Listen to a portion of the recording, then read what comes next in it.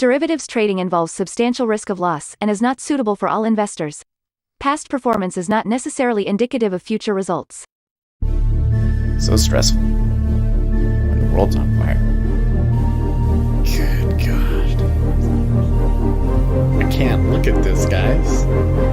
Like, my strategy is you buy it and you hope that you got a good spot. Yeah, but we all think you're crazy. You don't fight this. No way. The markets are freaking out and you don't think that anything is wrong?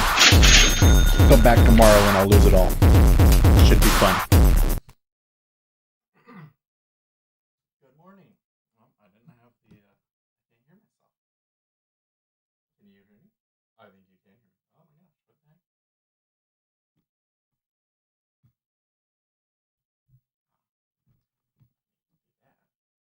I don't know. You should be able to hear me. Oh, doesn't seem right. Hold on.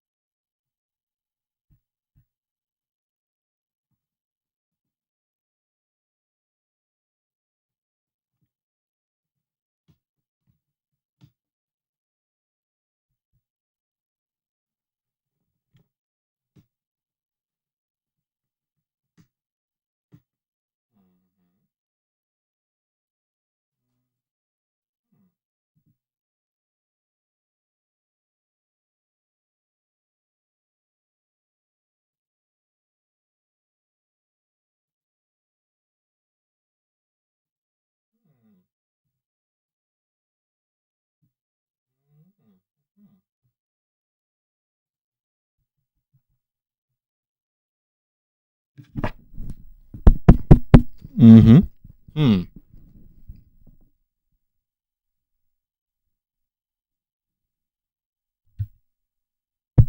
Mm-hmm.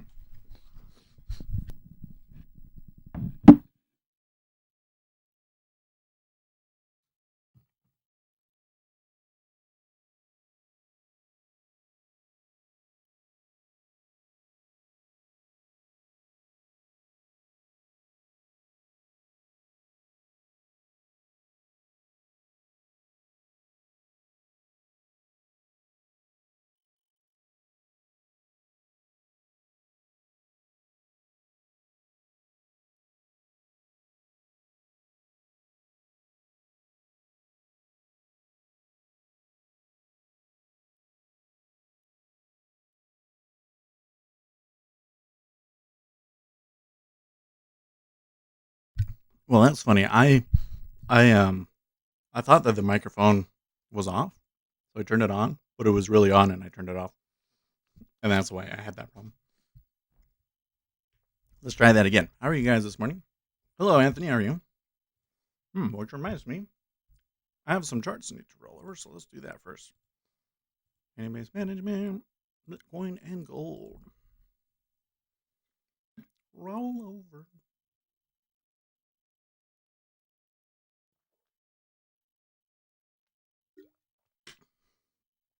All right. So, to the chart. You hear me okay? Yeah, my headphones don't sound quite right. I think maybe soon time for new ones. You were on the whole time. Yeah, it was weird. Anyways, here in the equities, we moved down a little bit. Opens good clip lower. Still some support in this 2500 to 2450 area.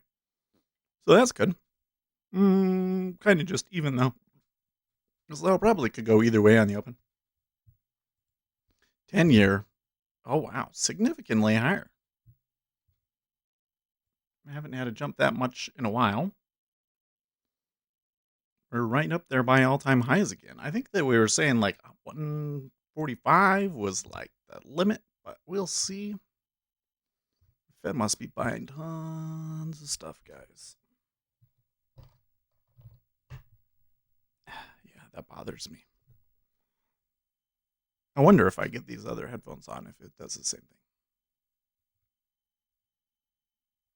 Or if it's just this cord. It could just be this cord. Anyways, let's see your other assets. Currencies are higher. 6E, gold, not so much. Oil just getting pummeled down here. Holy cow. Man, what is with oil? Just getting destroyed. And Bitcoin 6360. Bitcoin's in an okay spot. Okay, this is just driving me crazy. Why is it so... It's usually bad, but...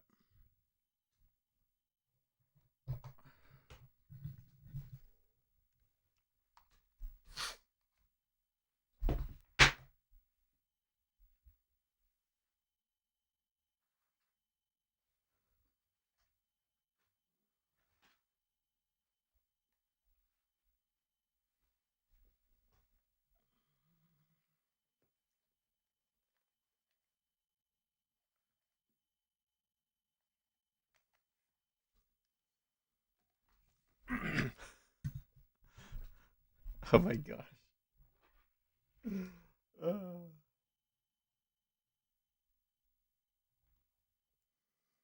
These headphones are ridiculous. Holy crap. These are like AKGs that come with the audio interface that I've got. Holy crap. Hold on.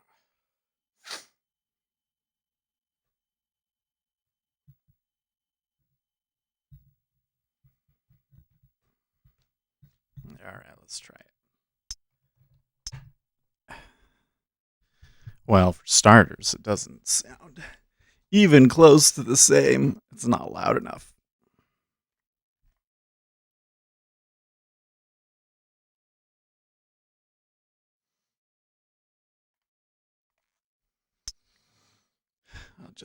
I'll turn it up all the way. There we go. Well, that's interesting. I can hear myself better. It's more accurate. Is it too calm for a Monday? Yeah, I don't know. There's kind of some interesting moves here, right? So, all right. Well, I can hear out of both ears just fine. I really hope it's that cable. I think it's the cable. It's probably not the headphones, but I guess we'll have to get a new cable and see. This time I need to get one that's got the spring. Get one that's got the spring. That just looks too ridiculous. Too ridiculous.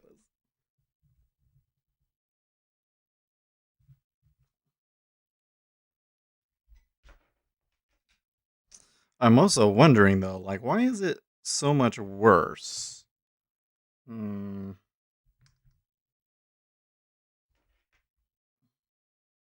hope that these headphones aren't going. It's been long. Those headphones look really weird. You look like you're being mind controlled. I mean, I guess I don't really need the headphones. I could just do it like this, right? Oh, actually, I do need the headphones because we need to hear notifications and what you guys are saying. It's just when I listen to myself through the microphone, doesn't sound very loud. Well, that's better now. It really must be the connection. And you know, I haven't turned the robot on at all. So let's fix that. So we made some enhancements.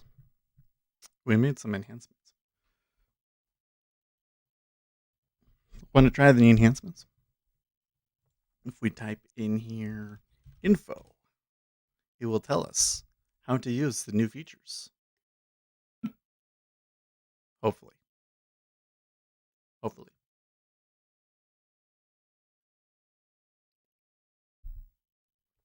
No, it says unknown command. I swear it was info. Did I screw it up?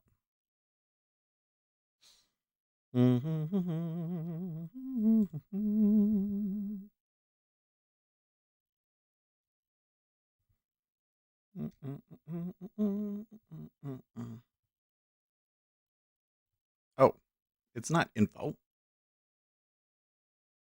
It's accents.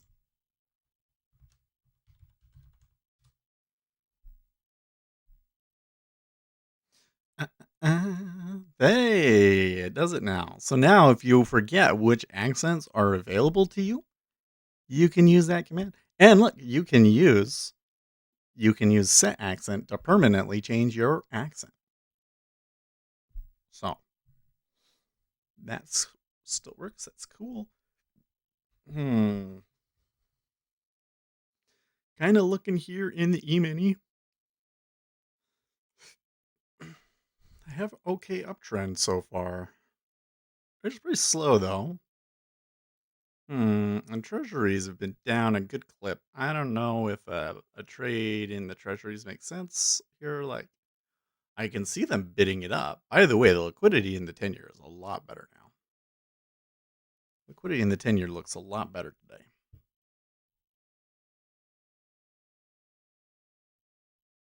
Hide weapon. Now I'm even more. Wait, what? Kevin Wimmer says hide weapon? Now I'm even more certain you are Agent 47 from the Hitman series. Where do you? You are both bald. Case closed. Where are you getting hide weapon? Oh. Wait, where was that? Here in this editor? Kevin Wimmer says in the editor there was hide weapon. Where was Kevin Wimmer says onto somewhere. Kevin Wimmer says asterisk top.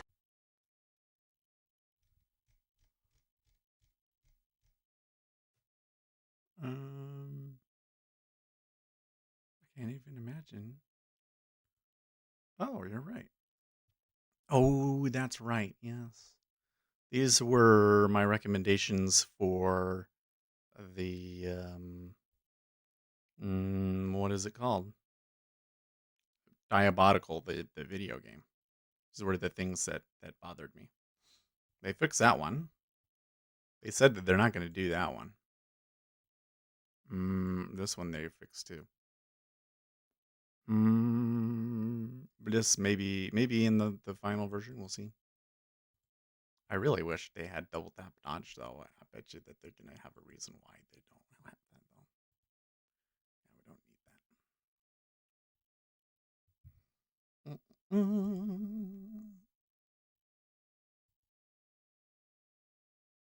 Nope, close that. Close that. Kevin Wimmer says you can't fool me. 911 I'm witnessing someone planning a homicide. No. I promise I'm not doing anything. I'm not a government asset. Certainly not. I would love to be. You hear these stories about these guys. They they're a CIA asset or whatever, and they get paid to tattle on everybody else at some point in the future.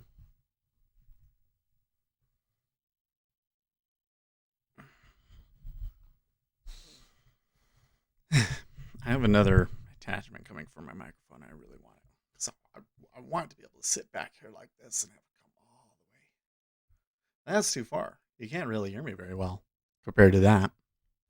So then I'm like this. So now I feel like I'm all like hunched over. Let's try and get the chair closer. See, there was a good bid there at what 27 in the 10 year, and they just they went through it. They went through it.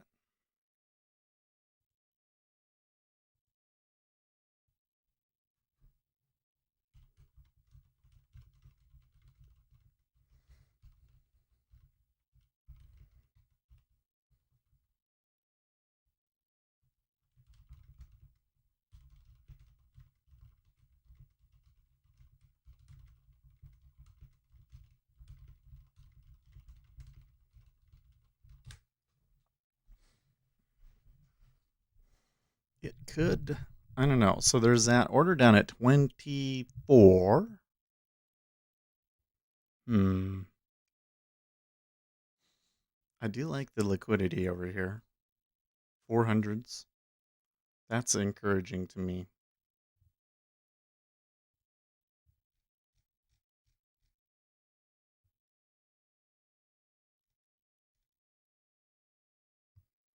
Rich. Rich should put that in. Yeah. He keeps putting the stuff in the downloads channel.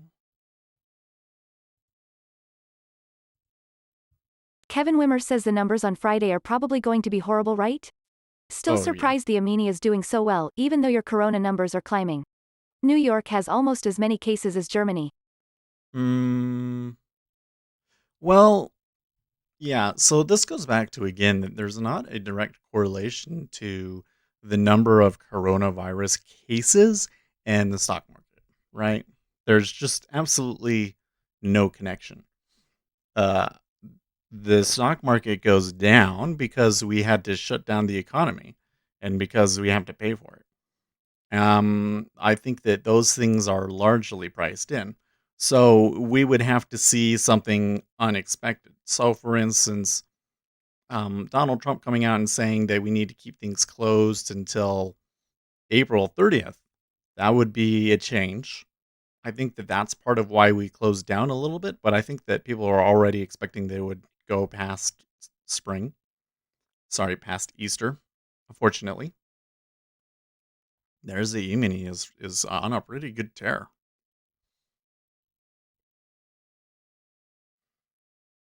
Mm, Kevin Wimmer says well more cases equals to more time out on the economy, right? nah, not necessarily.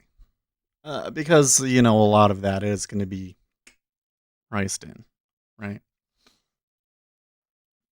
Mm.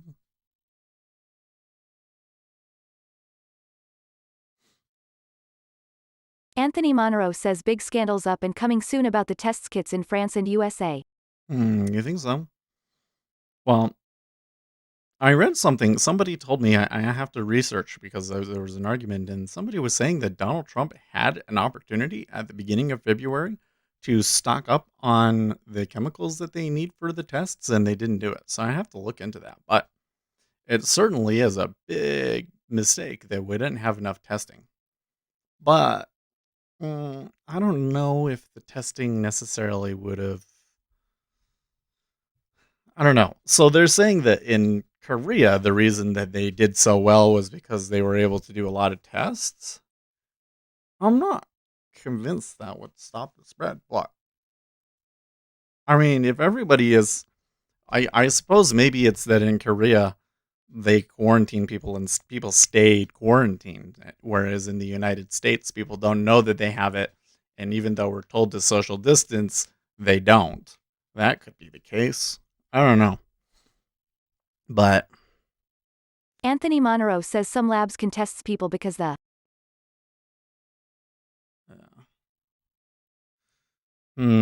that last move in the E-mini up to 25, 50, 51 was a little overdone. Not so Anthony sure that I Monroe get says the reversal, but industry doesn't allow them. oh, right. Well, yeah, in the United States we had this testing regimen with a national lab and everything that really didn't make much sense.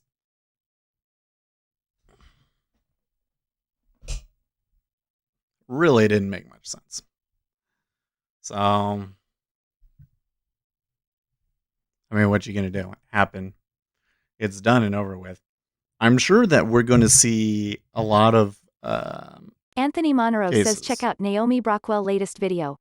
There's certainly going to be a lot of cases, but like, there's kind of this question of like, remember that the number of cases overall doesn't matter. Okay, just this is the first thing that I think that people need to understand. Um, I don't know the reason that people focus on the number of cases is because they want to know how many people are going to die. And so you'll go down and you'll say, okay, well, if there's X thousand cases and 0.5% of those are going to die, then this is what the final death rate is going to be.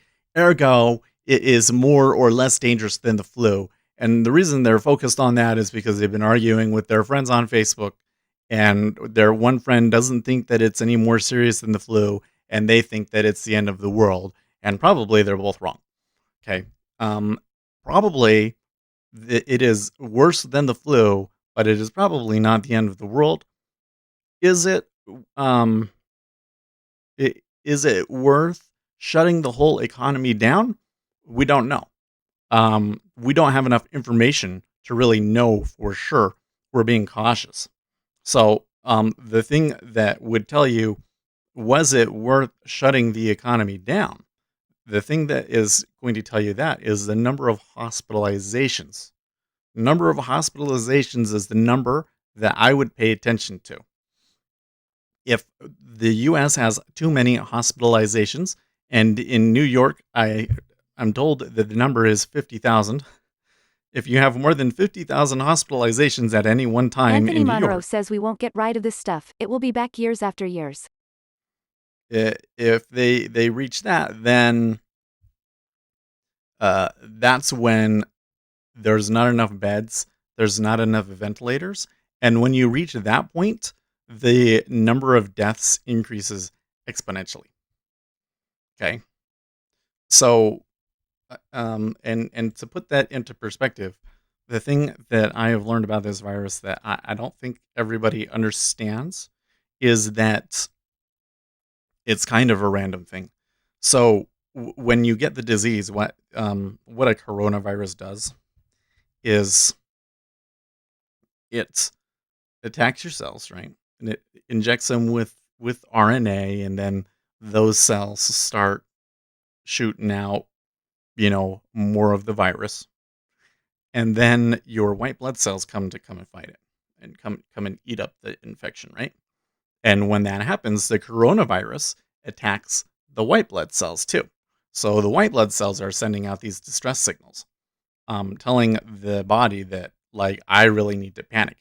And especially, there's some theories about that if you already have some immunity to certain kinds of coronaviruses, and your body tries to use that and it doesn't work, then the body really panics. And when that happens, they send it starts producing tons of white blood cells, and it sends them all to the site of the infection. And that is where um, the white blood cells start to flood into your lungs because your body overreacts, and then you drown in your lungs. I think that is kind of, I think we understand the pneumonia thing, but that's kind of the mechanism that makes it work. And how much or whether or not your body reacts to this thing is particular to you. For some reason, young kids tend not to do it. Older people are more likely to do it, but some people, it'll just happen.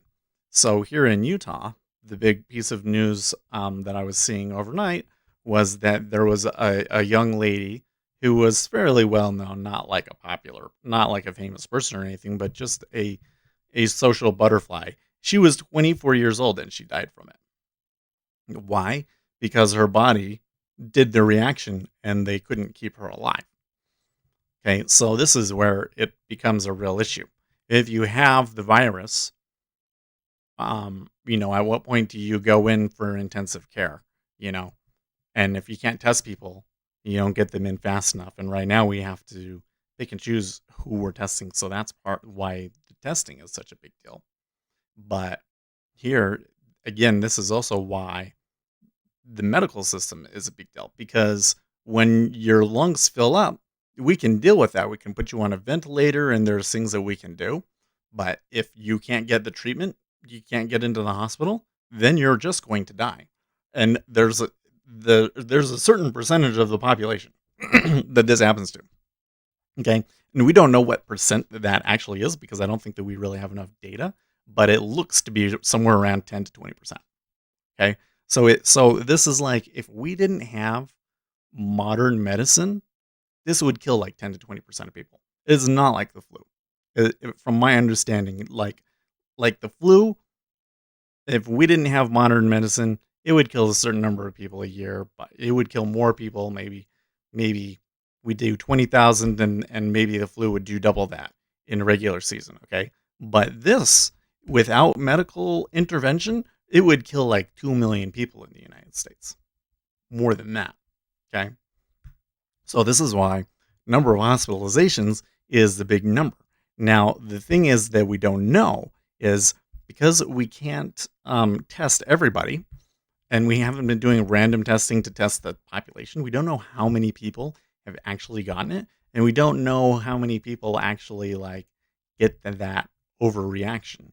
And the places that have had it kind of have aberrations in the data. Like in Italy, there's a lot of old people. In China, nobody trusts those numbers. New York is the first place where we're really going to get a really good idea, I think, of how big of a deal this actually is. And if they hit that number, that 50,000, then New York's projections is that it's 190,000, which is probably high. Okay, but if they hit that number, even with the social distancing and everything else like that, then we're in big trouble. We're in big trouble, guys, because that is a lot. That is a lot of people, right? The guy, what is his name? The doctor that's on in all of the press briefings was saying maybe 100,000.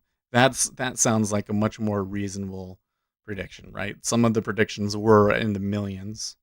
I think those were high end. Some were saying that it would just be the flu. It's absolutely, I would bet good money on it being bigger than the flu. But I'm not an expert in that sort of an area, so I'm just kind of going off of what other people have said. All right. So, anyways, long rant. I know we've talked about that before, but for anybody new watching, hospitalizations is the number that matters.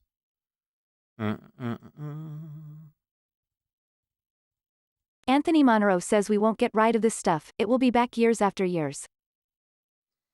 Anthony Monroe says France, Italy, Spain, UK, the US, all of us, we weren't prepared because they reduced beds. Anthony Monroe says the virus is spreading in Africa, Burkina Faso, Senegal. Oh, man.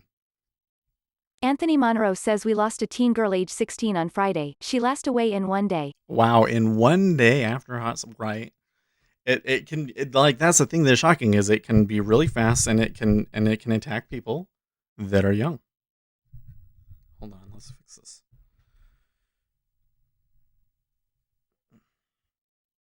So last night we did a Skype with not a Skype, a Zoom call with my family, and my daughter is just, I don't know what her deal is. I think she's just been inside for too long.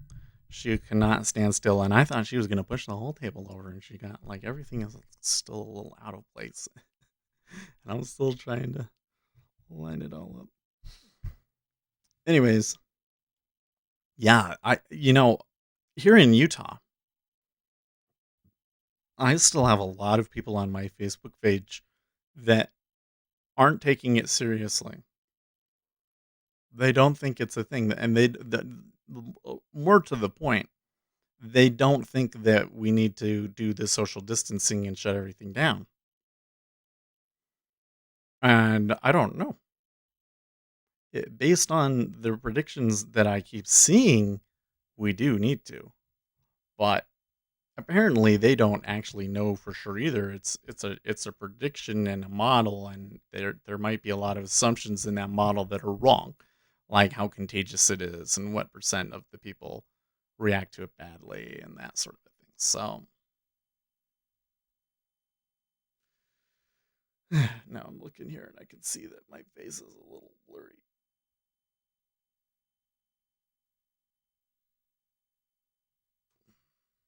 That's a little better. Okay, so the E-mini came back up there.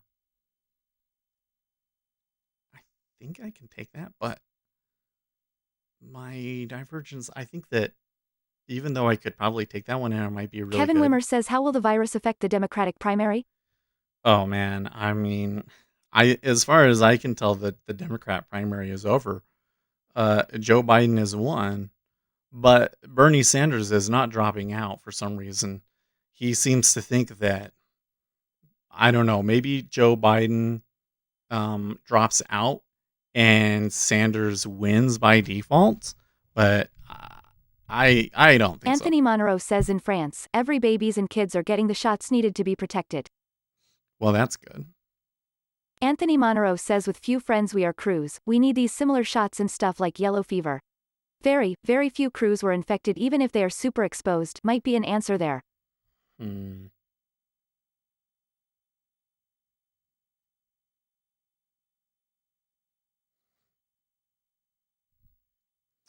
They gonna push up again? They already found support there at 25.4750. See, I see a potential setup, but it's not like it's not like the Anthony backtested Monroe setup. says a clue there. I don't know if it's really gonna.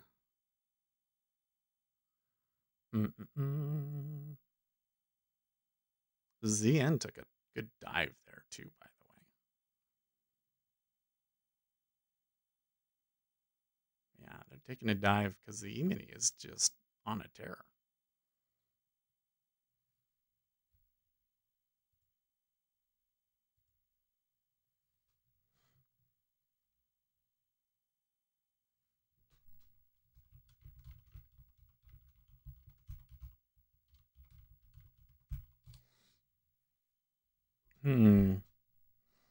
Is the outlook really that bullish in stocks though? I'm not so convinced.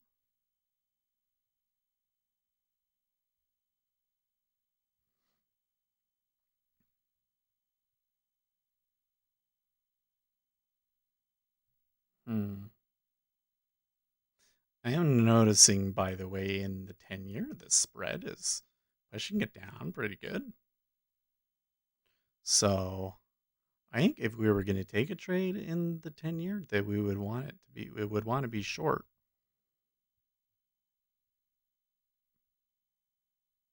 I think what we should look for over there, and I do think maybe I would rather take a trade in the 10-year today, but see it come up probably to around 28, and then see them give us a potential short and see that fail.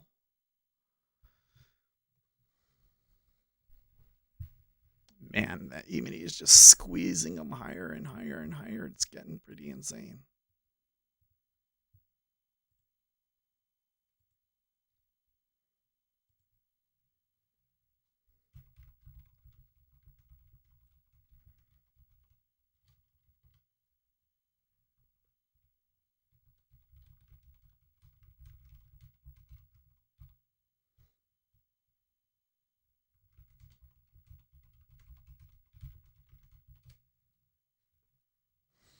Like they're not really fighting back in the E-mini. It's just like they're just buying it and buying it and buying it.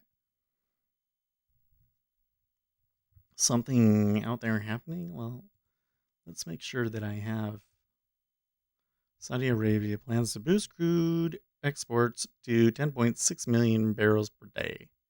Oh, wow. And no wonder oil is down. Mm-mm.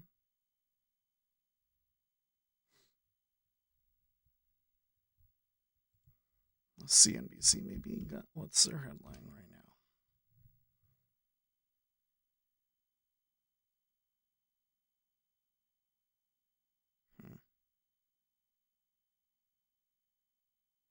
I don't know if I really see a reason for them to be buying, but whatever.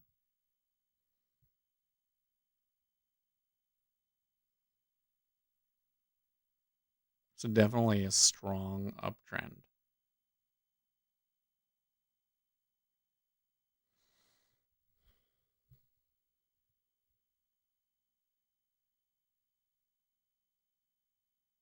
Mohammed El Rain, do not buy indexes, but the sell everything moment has passed. Let's read that. Investors should be buying individual stocks, not indexes, as there is still more coronavirus driven market volatility ahead. Yes, if you feel it's all clear, go out and buy the index. I don't think we're there yet, says Chief Economic Advisor at Allianz. Rain, former CEO of investment giant PIMCO, said he felt the time of selling everything had passed a few weeks ago, but the all-clear moment is not here yet. It is now a moment for being selective in both what investors buy and sell, he said. Yes.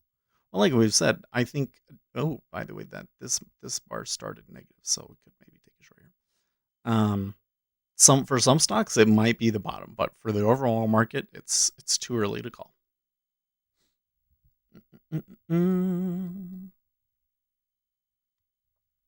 Ella Rain argued investors should be selling companies that face the real prospect of bankruptcies due to the economic shock. We're going to have bankruptcies, and bankruptcies, unfortunately, destroy the capital structure completely. But Ellen Rain said there are other stocks he is comfortable buying right now, as all three major U.S. indexes remain more than 20% below their all-time highs in February. These companies have rock-solid balance sheets. They have a ton of cash. Their cash drain is very limited. Some of them are still accumulating cash. These are not only going to survive, they're going to emerge to a landscape that speaks to their strengths. Yes. So one of the problems that I've been having when I look at, things that I want to buy is that a lot of the stuff that I think that I want to buy, you don't, they're already up.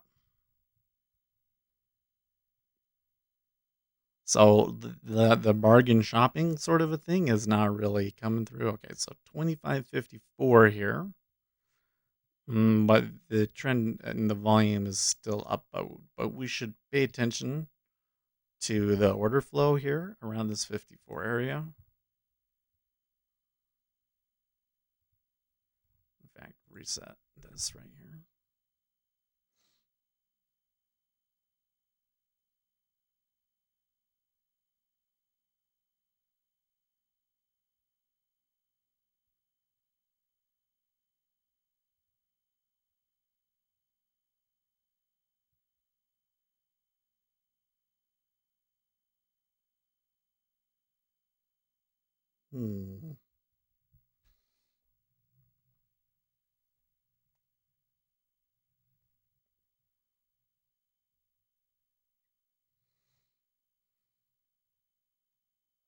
Well, you can still kind of see the waves of buyers crashing into it.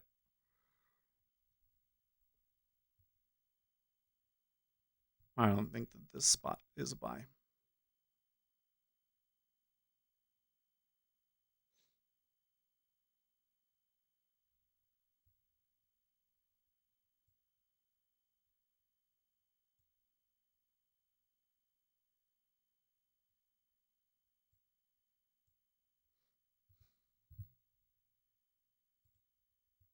So we'll just wait. We'll just wait. Look at them. Right back up there.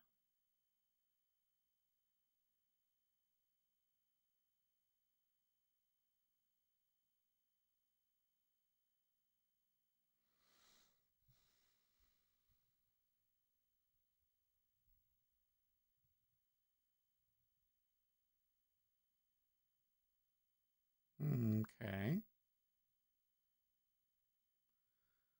That maybe equalize things a little bit.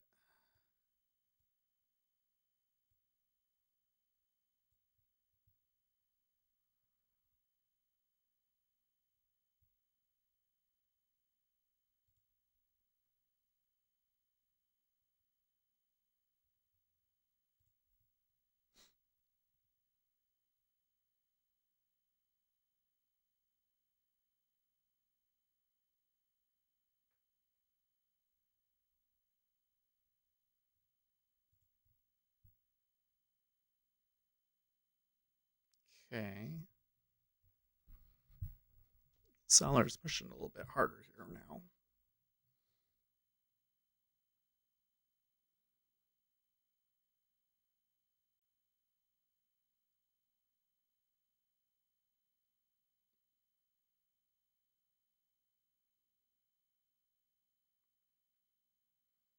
No, that's not good.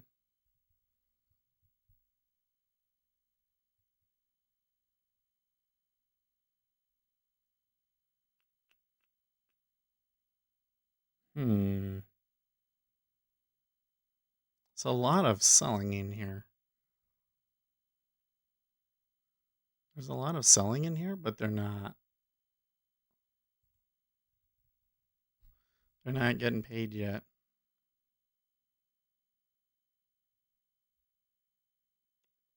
The buyers are still winning.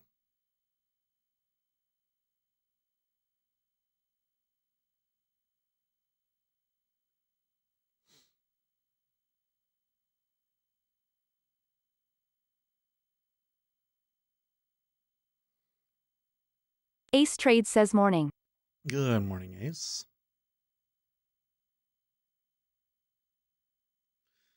This strong uptrend. Probably here it's going to turn at some point, but I think it's going to be really messy. So you see that short?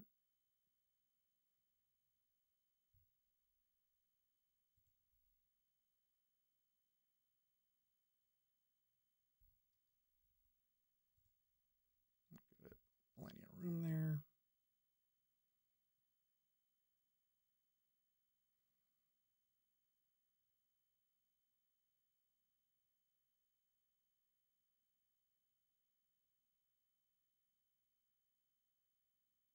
Okay.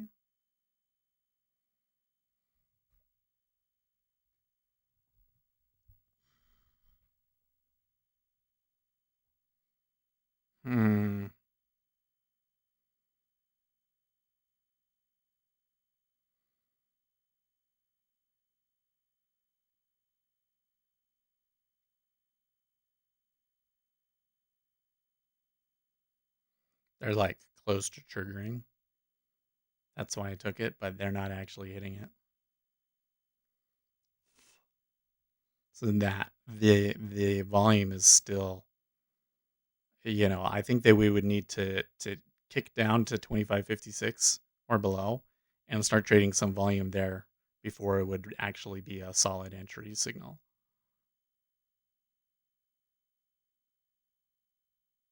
And you can see they're actually being quite slow. But I do see some support in the 10-year, so maybe not bad.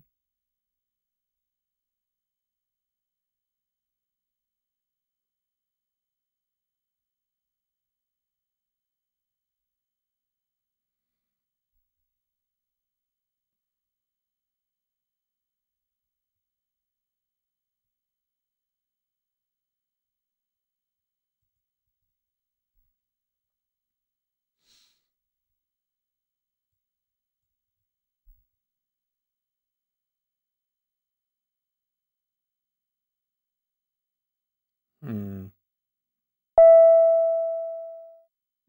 been infected. Turns around.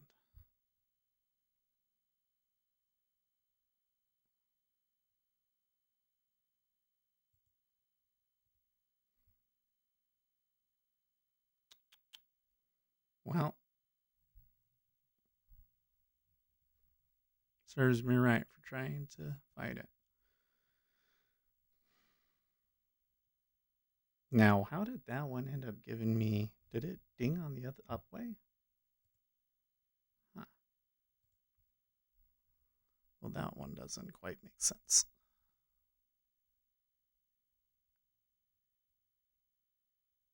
This should be coming down and back up, but I guess whatever.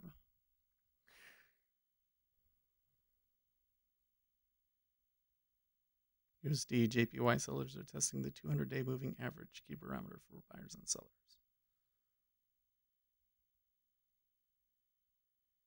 Definitely see the currencies moving down. Wow, look at that.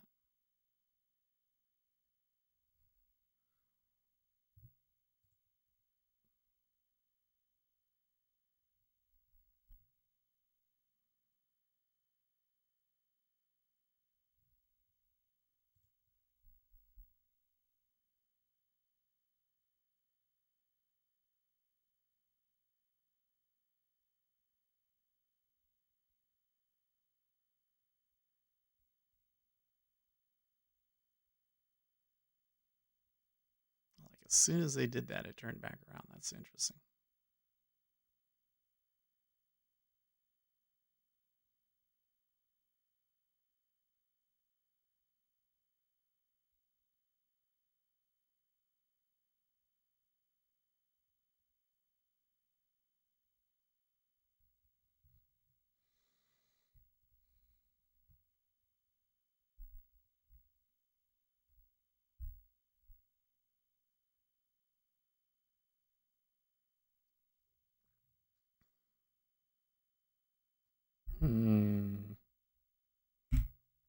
Buyers still have it.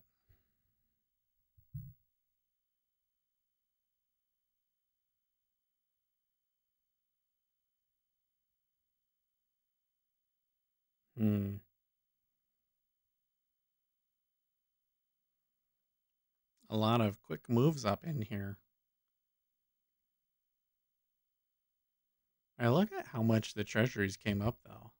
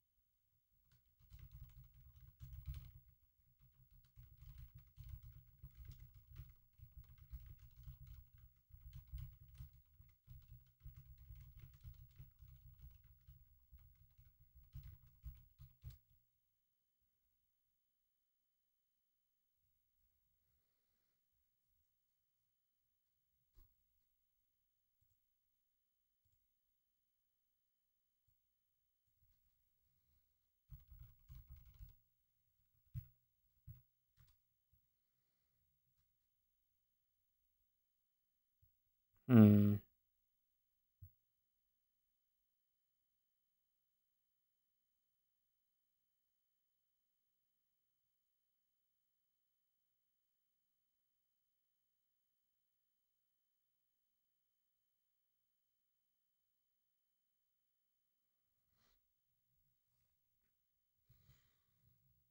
It's at 25.55 area. They're going to have to get through.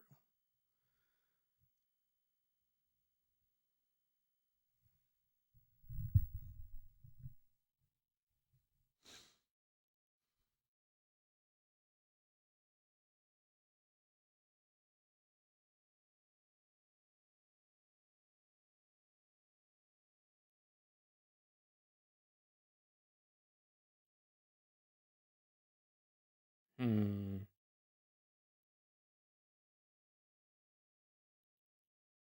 This is just kind of doing this back and forth all over the place, isn't it?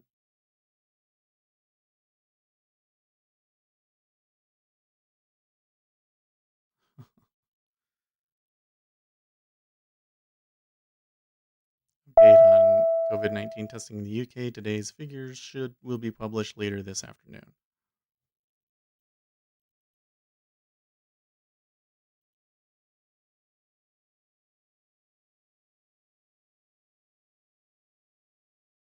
So this is an area where the indicator is going to give me like a bunch of signals that don't necessarily mean anything.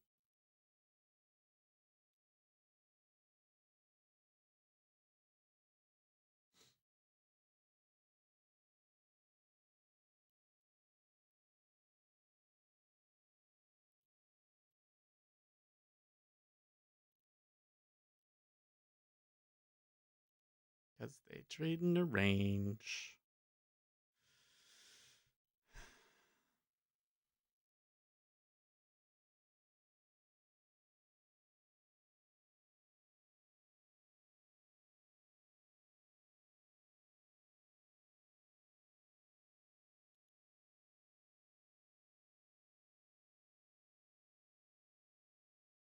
Hmm.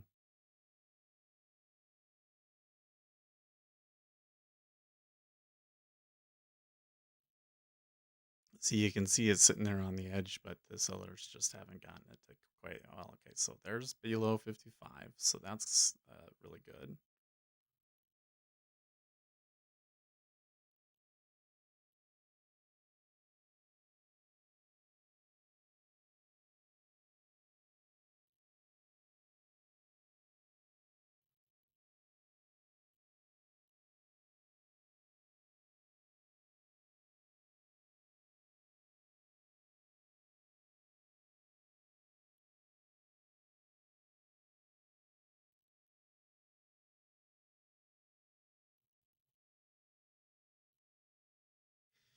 Feeling sleepy now.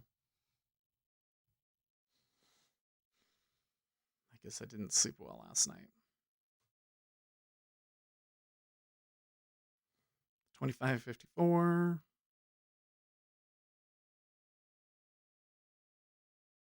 More selling comes. Buying, selling roughly equal now.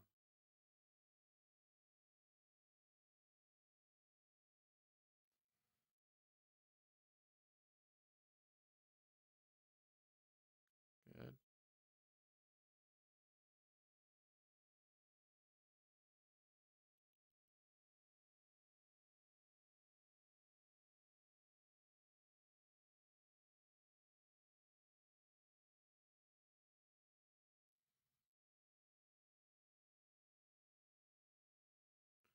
Now we've got more than just a good little run.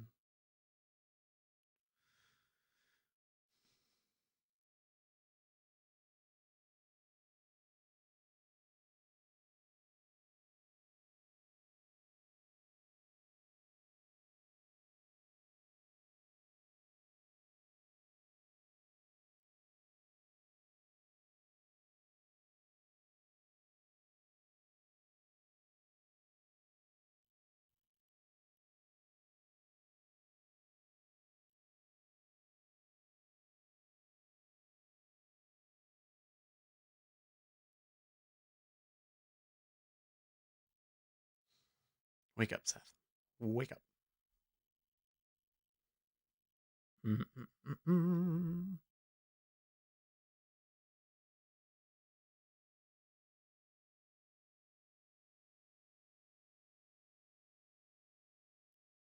We may need to consolidate a little bit here.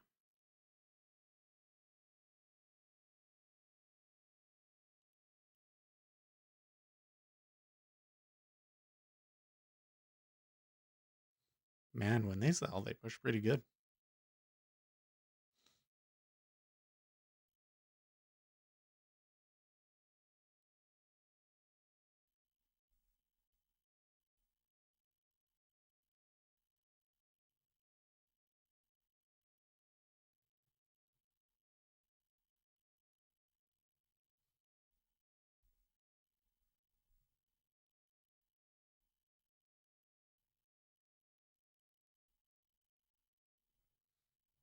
You see my eyes like closing. It's like I'm having a hard time staying awake. I'm shaking my leg, but sometimes that doesn't help. Sometimes that makes it worse. I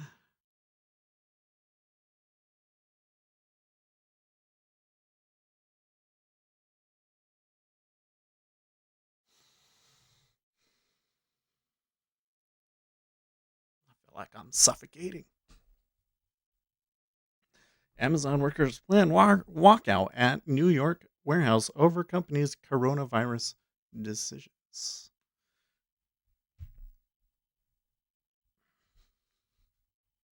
It's kind of funny that you have people in some companies freaking out like this, and then here in Utah, everybody's like, "Nah, it's fine. We should all be going to work, and this is all silly."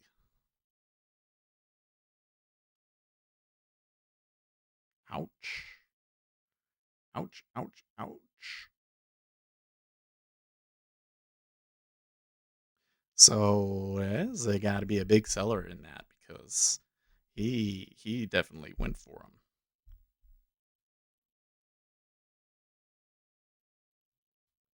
We're creating a lot of outside 1 minute bars.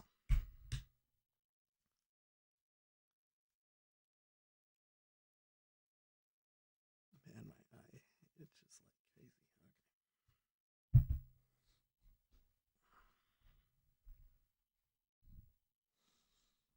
50.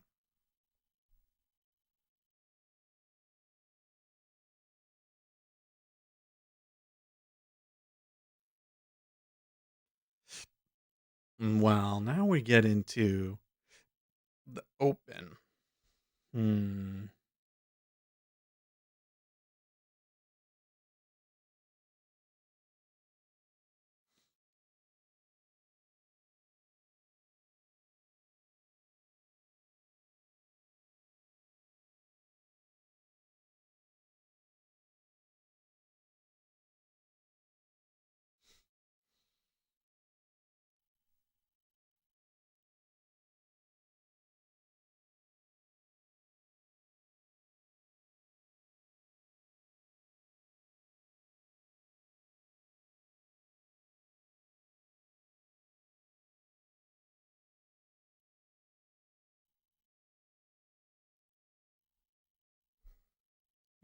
Mm. There was a little bit of an iceberg there. How big was that iceberg? Was that 50? 219? That's what they consider a big iceberg, huh? If you say so.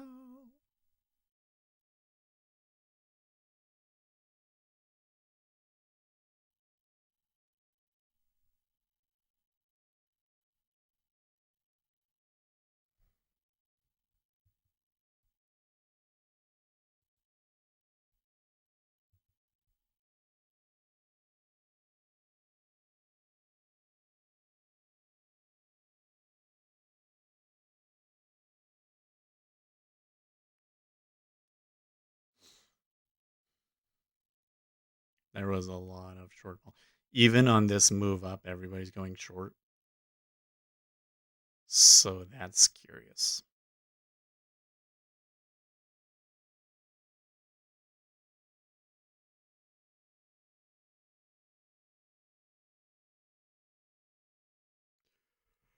God.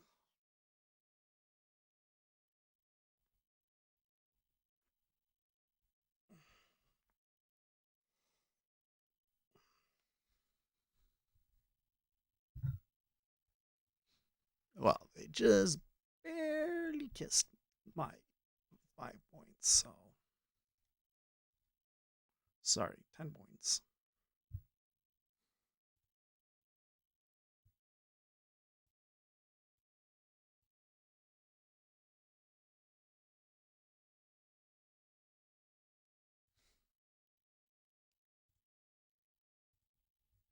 Well, this movement kind of shifts things up for me. When we were moving up really strong, I was thinking, well, when they bid it up before the open like that, that can often mean a bad session.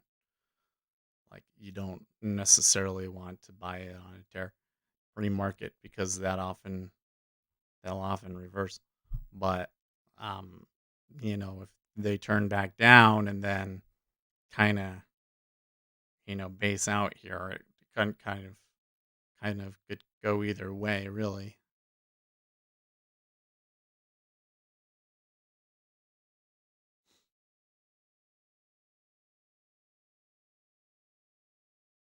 But the strength with which the sellers come in kind of gives me pause. And it makes me think that I could hold it. I don't know. Probably be a really tough trade to hold through the open.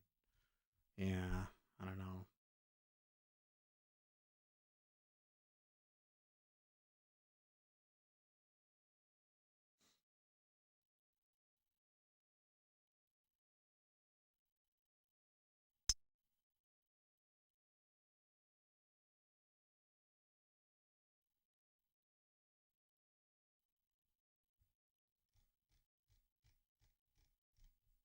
U.S. Treasury Secretary Mnuchin hopes to release documents and instructions later today for small businesses to get virus relief loans.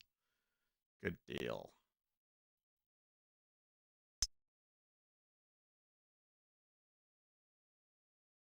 So I'm told that you can be a small business, you go and you get your loan. And then as long as you don't fire your workers. You can get forgiven for the loan. Whoa.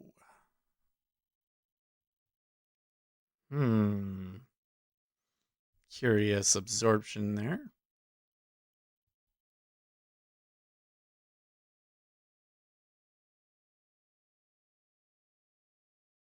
Also not the kind of movement I would see going into the open. Buyer's pressing it again.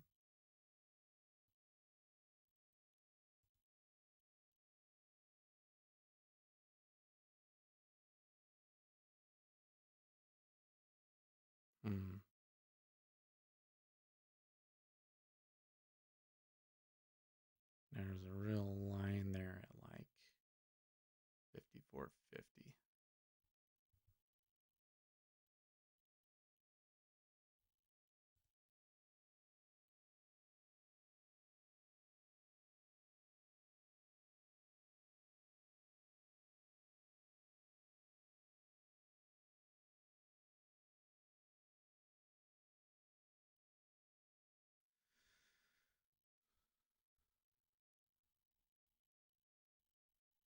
Okay, we got about 3 minutes now.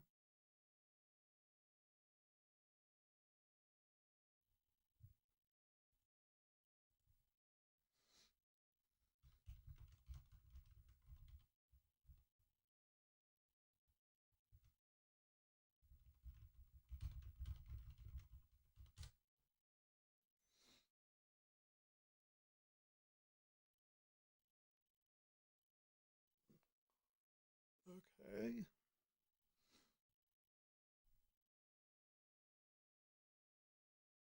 You can see sellers still trying.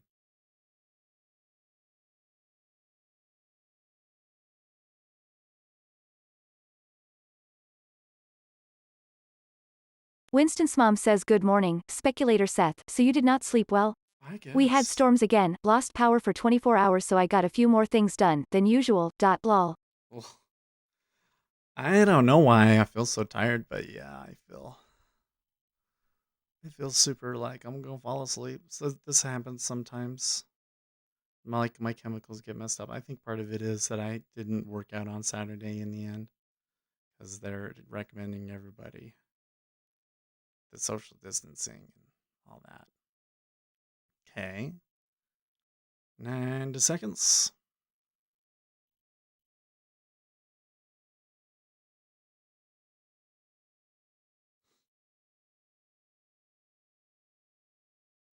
I don't know. There was strong buying there, and I kind of feel like that the buyers didn't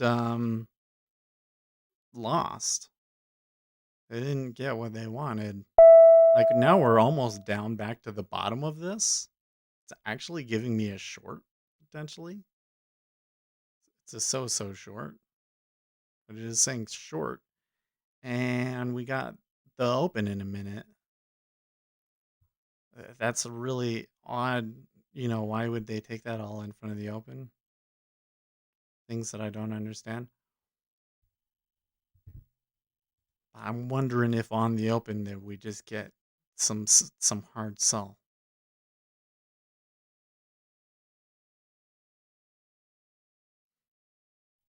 That's often what I get when we're doing this sort of a thing.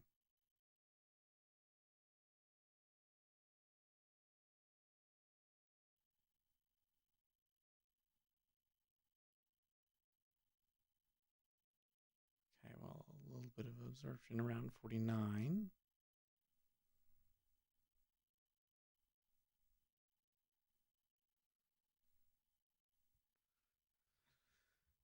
Wake up. 3 seconds.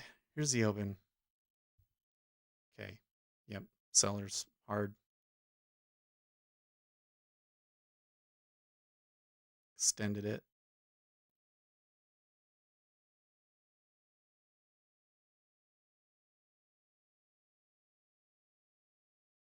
Buyers just as hard back. Winston's mom says wandered YouTube late last night to look at some of the trading platforms.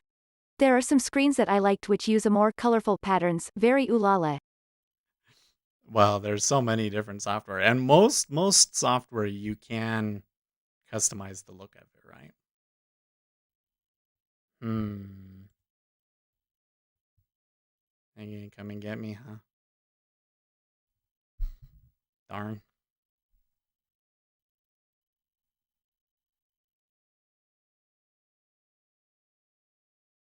Winston's mom says sexy robot voice was supposed to say this in French.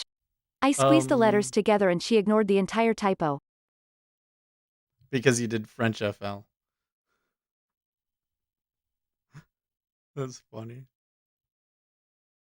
You should just permanently change your accent to French.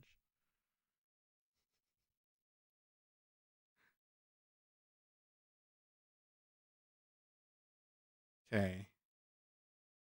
So we're getting range expansion here. This is what's going on.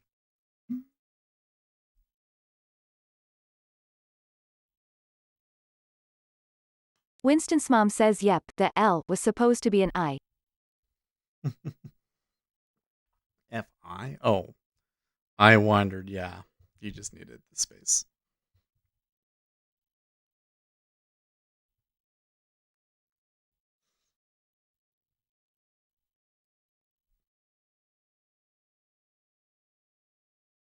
Okay.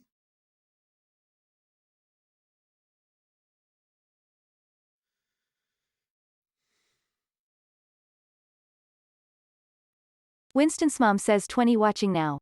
Please, this may be the last time you like something so spended on speculator Seth, please, dot and sexy robot voice who ignores me. Change it, do the pound set accent command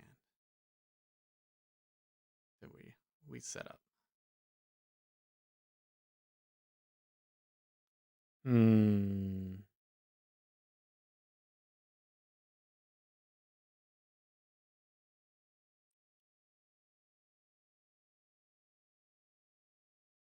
Manushin says we think existing relief package gets us through the next 8 to 12 weeks.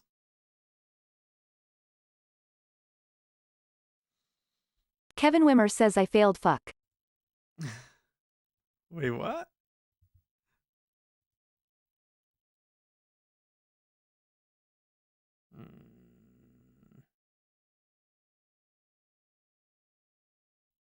No. I was thinking maybe I could get 63 or 64 and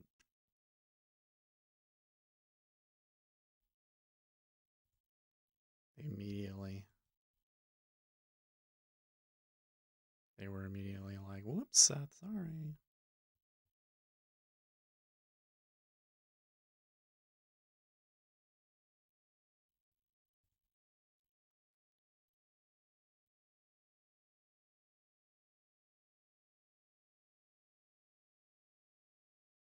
Okay. Whoa, buyer's trying hard there at 60.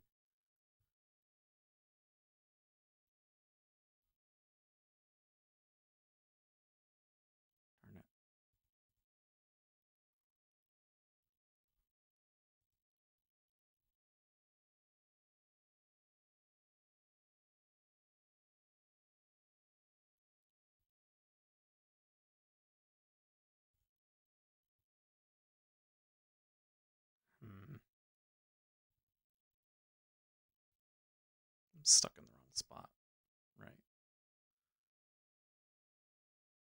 Should have been buying 60 and then selling 66.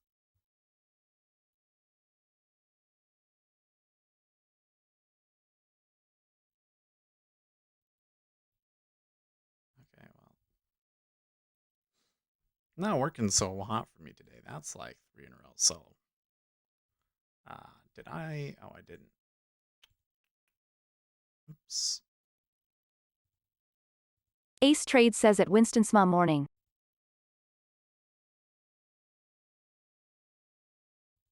Winston's mom says mon helicopter and français va at voila.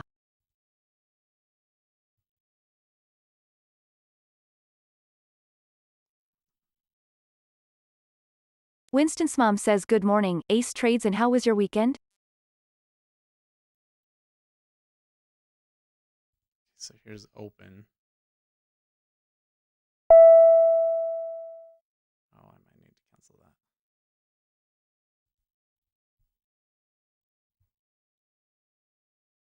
Ace Trades says that Winston's mom felt like every other day.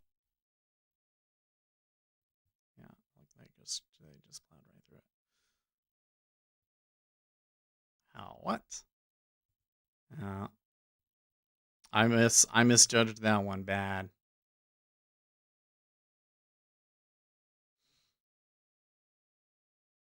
Probably shouldn't be taking trades in this area anyways.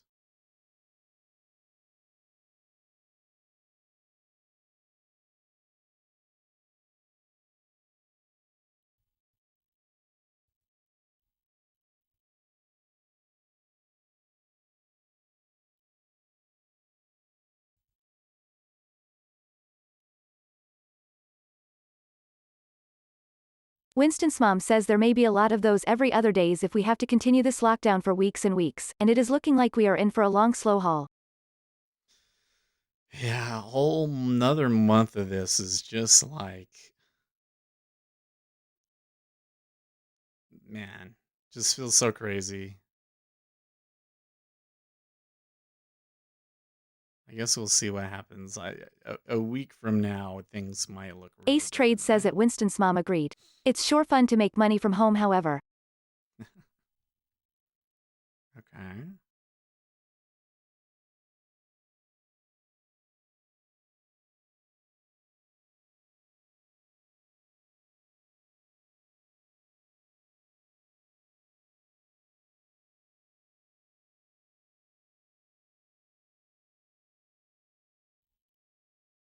They gonna blow out the opening drive now? Yep. Yup. Oh man. That looks good right there.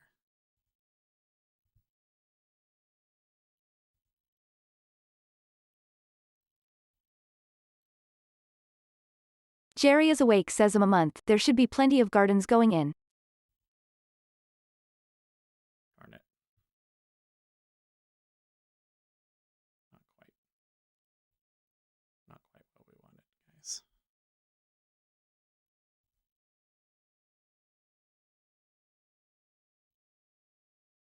Winston's mom says Gary Rich gave me a good idea last week when he asked why I wasn't trading yet. I think I am going to build a Sims platform like Speculator Seth is using, play virtually to see what I have learned here. Yeah. Oh, you absolutely have to do that. Because the first thing you're going to find out is when you start doing it, you're not going to be very good at it at first. Winston's mom says the deer in our neighborhood will be delighted. We have more deer in our backyards than people. What? Really? Well, I tell you what, this weekend the streets were pretty dead. I mean, I went out to pick up some food and stuff, and it's just dead. It's like a Sunday Jerry is afternoon. awake, says lol. It's like a Sunday afternoon every day. Okay. Ace Trade says at Winston's mom, yes, if you call one of a dozen brokers they will give you a 30-day trial, you get to use their software and sim trade. I was like, I'm pretty sure they're going to come get me, but Ace Trade says at Winston's mom you can trade using sim accounts for months. oh yeah.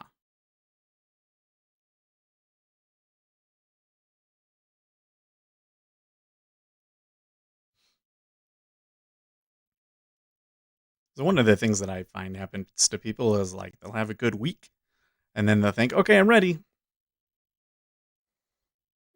Or even a good month. But very quickly you realize that there's a whole yearly cycle. You might be really good at trading like the first quarter and really bad at trading the Winston's last quarter. mom says I'll take a look at that after I ask several brokers I know in our family. I don't think anyone day trades, so then I will ask you all who to use. Well, the cheapest usually is AMP. AMP is usually the cheapest. In terms of like the minimum amount that you can put in to get data and stuff. Okay, so that down candle was a pretty significant. They're Ace Trade not. says at Winston's mom, we will hold your hand to help. It needs to get below 25.41 to really be serious. They're kind of lining up though. Like I can see the short. If this gets below 25.41, then we could maybe hold this for a bit. Winston's mom says I can. Overall though, the volume is still fairly equal despite this strong move down. Which that kind of suggests to me trapped longs, right? Okay, so there's 41. Winston's mom Some says I support. cannot think of a better reason to begin. Ace Trades, fast little finger hit send too quickly. There you go. Yeah, there's going to be some absorption there in that 42, 41 area.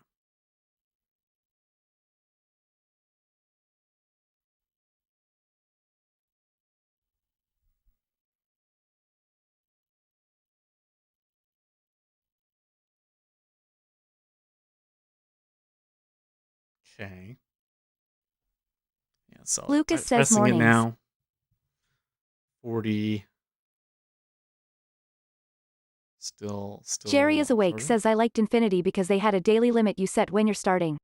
You chose what the limit is. Haven't tried them. What do they got for data fees? What do they charge you for data fees?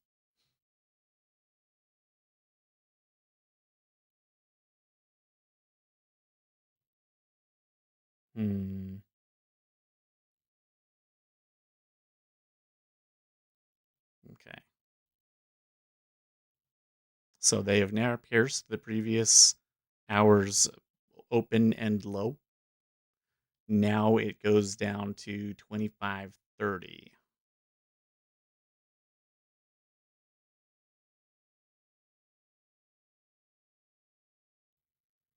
Excellent move.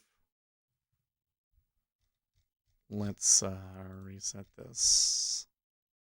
Be something like that. Winston's mom says infinity loop, good synchronicity. Jerry is awake and I have learned to pay attention to synchronicity and to quantum theory. Thanks. Now, if they get through 30 and then 20, that would start to be too far, huh? Okay. So this right here.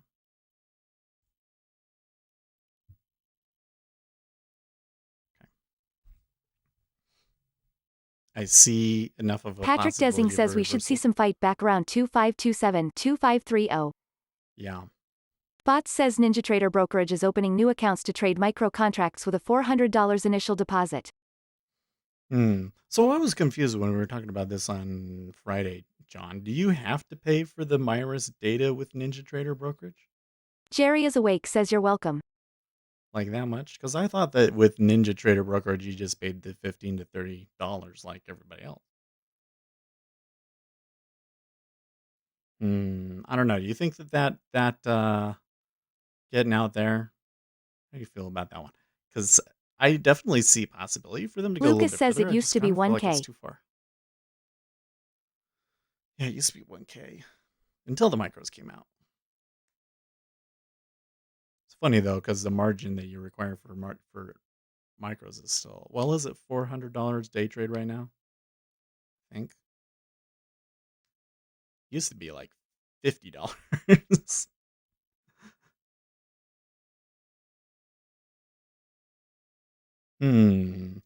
We are excited to announce the launch of Clear Edge coming this week. Bots says only problem is to get their maximum discount on commissions per trade. They want you to buy their NinjaTrader trading platform lifetime license. Lucas says wait, 400 for intraday trades in MES _. But what is the data fee? First, if it's a new trader and they're going to trade sim for a couple of months, the data fee is a significant part. So if the data fee is $150 a month, and that's not that, or $50 a month, that's not going to work. $15 a month, like, okay, you can deal with that, right? The way this is behaving, I am still kind of like, yeah, I think that I had to get out, but I really don't want to. I still kind of want to be in it. Oh, so Clear Edge is a broker that Futures Trader 71 is pushing, run by Max Timmons, Ian Blanc, Kevin Meiji, Futures Meiji. So what's so great about them? What do they get? Eric says $21 for the CME markets.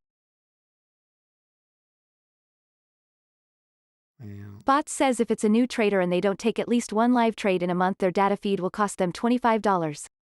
And if they take one live trade, then it's different? It's free, maybe? Maybe? Bot says if they take one live trade, their data feed is free. Okay.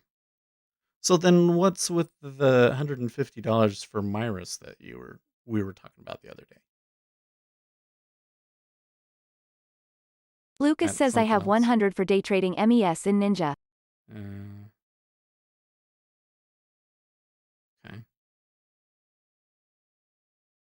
2 days. So we're going to launch on Wednesday. We'll see what these guys are doing. If they're a broker or what. It sounds like they're a broker that Futures Trader 71 recommends.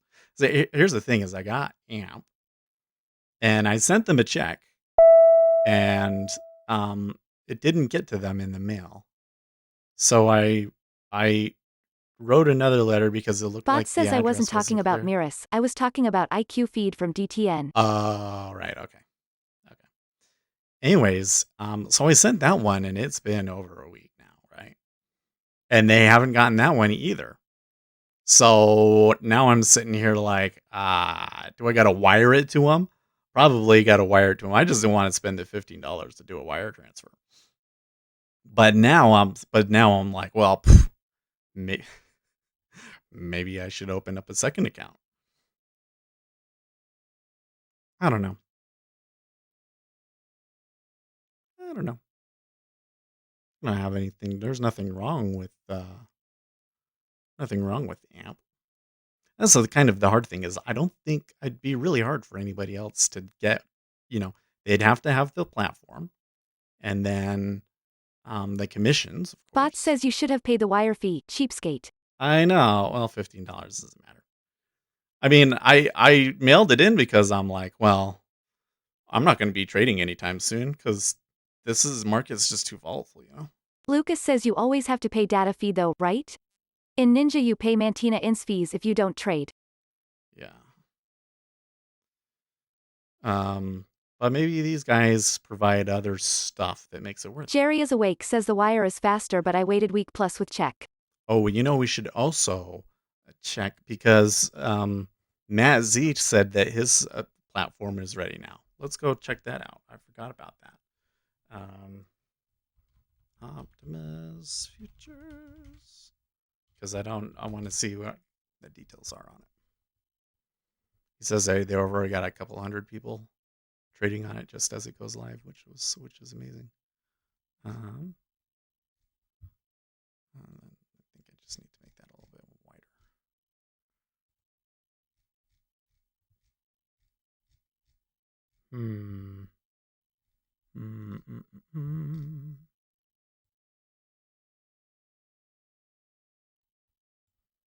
Menu maybe. There's that. I don't see it on their website yet. Let's just shoot them an email. Because I want to know how much. I want to know if he beats out Sierra Trader. Oh, there's a link he gave me. Okay, let's see here. Free futures trading platform. Free trial.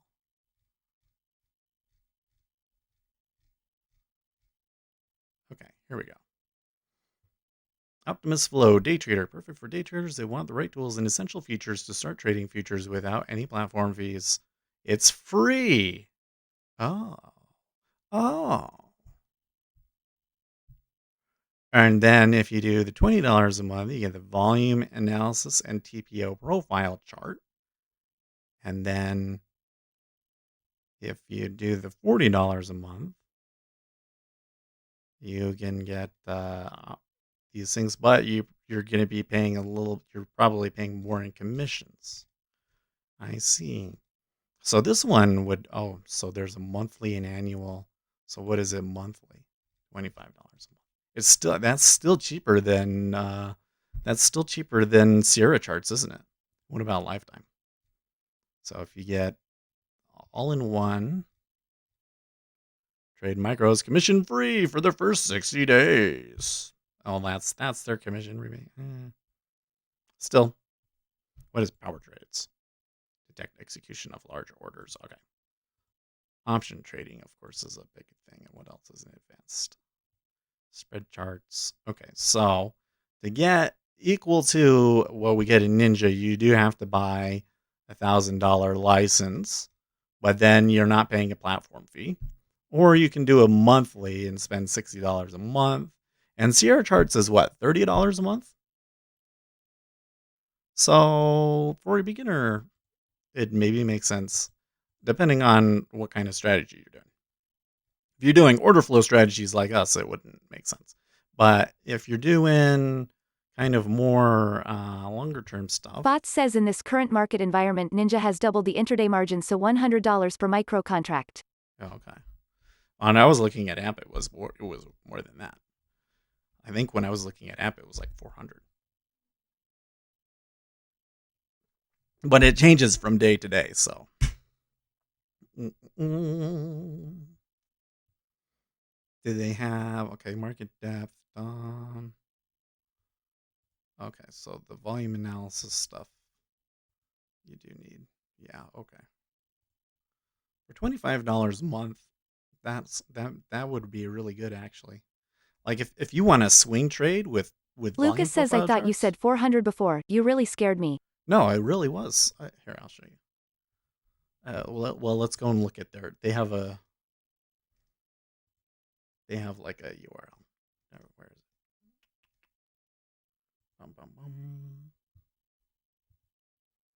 Margins.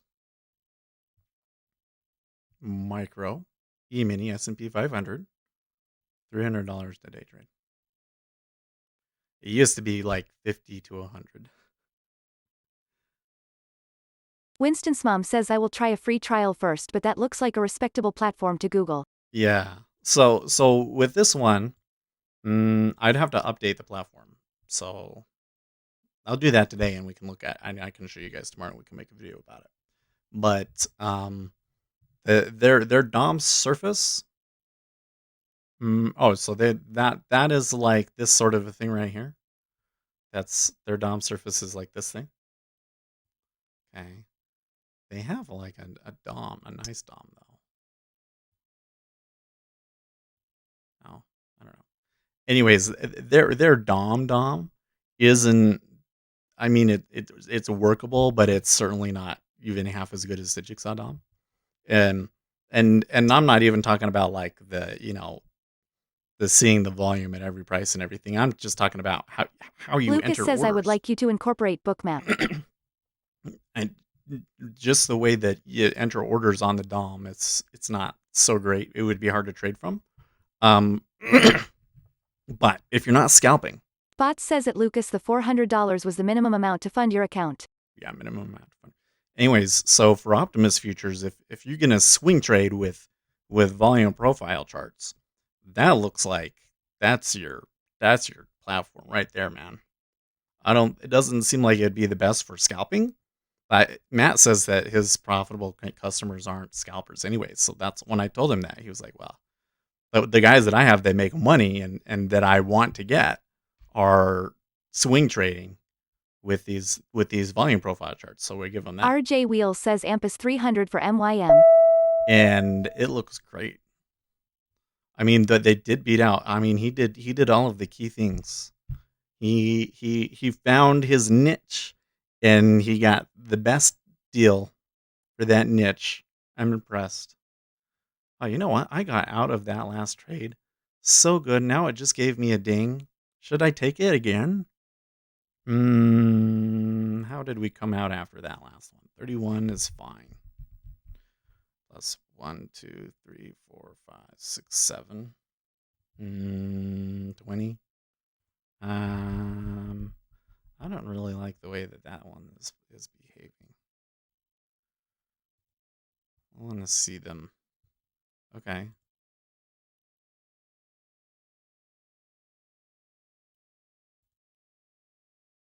Okay. So that I'm seeing absorption both sides here. I want out now.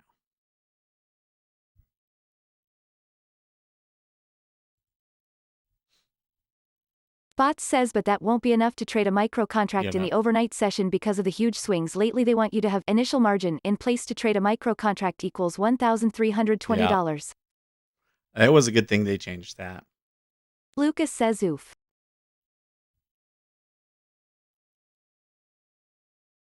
Yeah. Really, it's, I mean, we messed around with it in the overnight, and it used to be that coming in and taking an overnight trade when there was news was actually a really great trade, but not ever since they started hitting the circuit breakers, was it? Okay. Doesn't like necessarily my spot.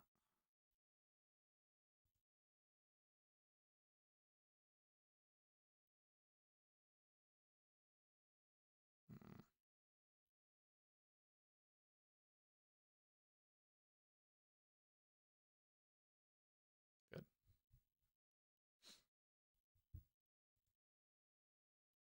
Good. I think we're okay with that. I think my target should be average range for the day. So if I could get 5 points.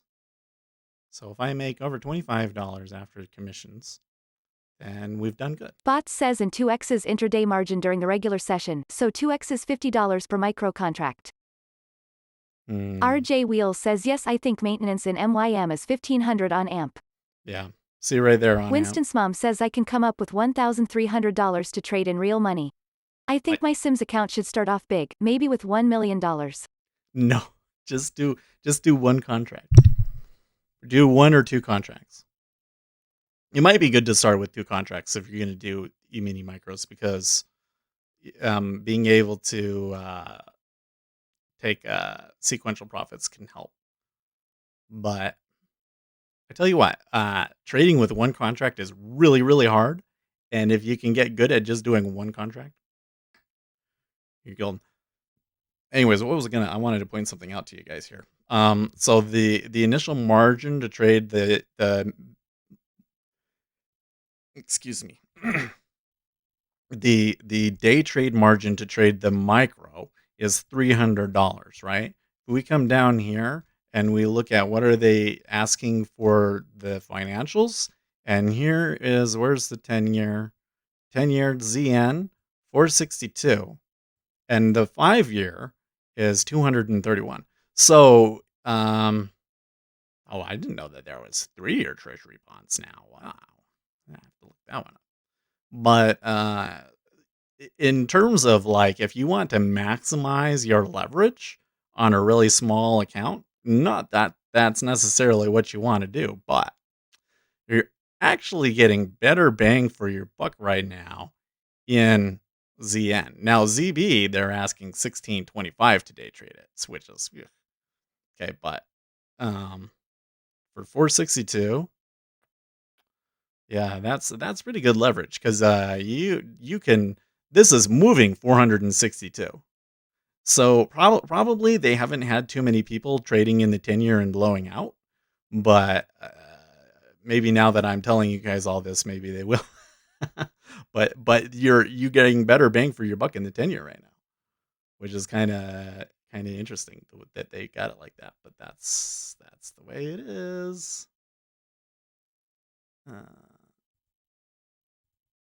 Winston's mom says contracts, as in leave the gun, take the cannoli kind of contracts. No thanks, that would make me a mercenary, hired gun, and I have not fired my .38 in ages. Lucas says so much difference between AMP and Ninja. It's only 100 with them. Yeah. Winston's mom says no, and Jerry is awake, and I suspect both of our families would know this. And be quite happy I am not speculator Seth. Oh man. Oh, you know what? I was able to get that 20 out of that and then get out.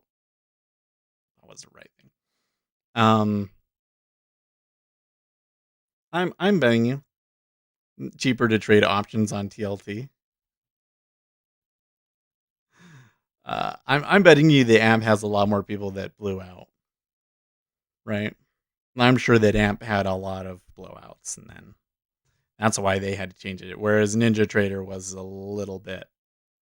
probably a little bit better funded accounts than that, and hopefully those guys stopped. So it's pretty ugly out there.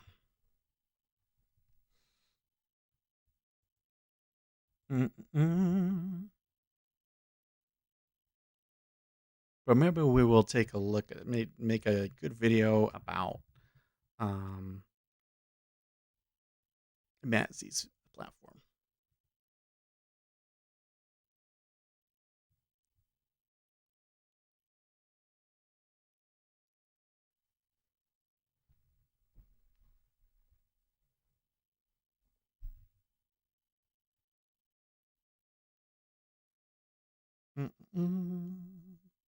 I think we need to reset our volume here. I'm finding this to be really useful in the E-mini because there's no other way to tell which site has more contracts.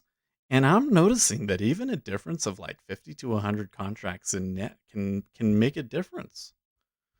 Coronavirus death toll for England rises to 1,284. Really?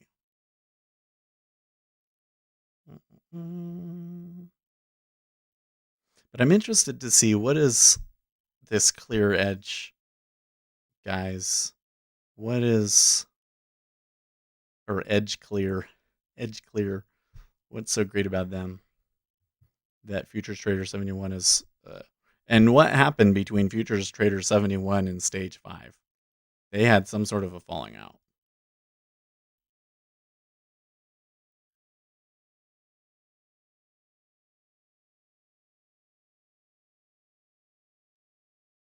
I tell you, you know what I really want from a broker? I mean, like all the standard things are like musts. Like I have to be able to trade the platform that I want to use.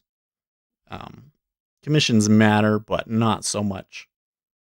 Data platform fee matter, but not so much. As long as it's not ridiculous.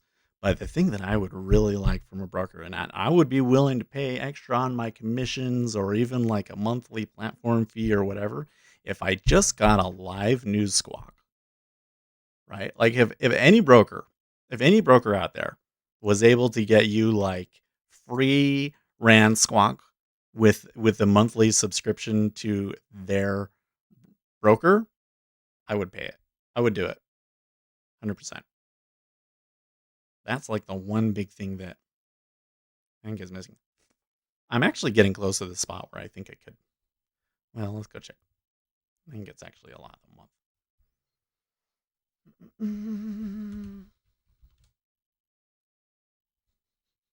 Packages.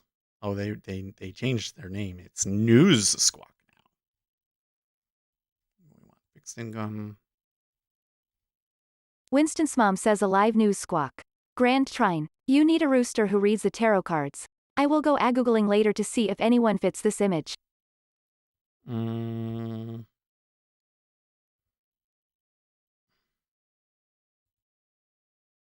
They used to list it for you. Where is it? There's somewhere on there.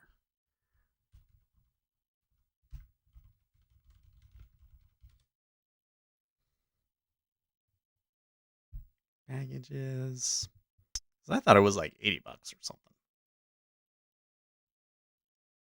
Subscribe now to News Squawk.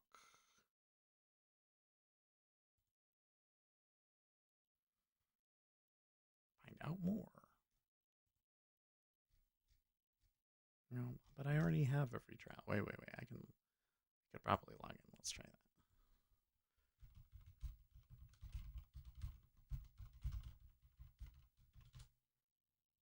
that. What did I do?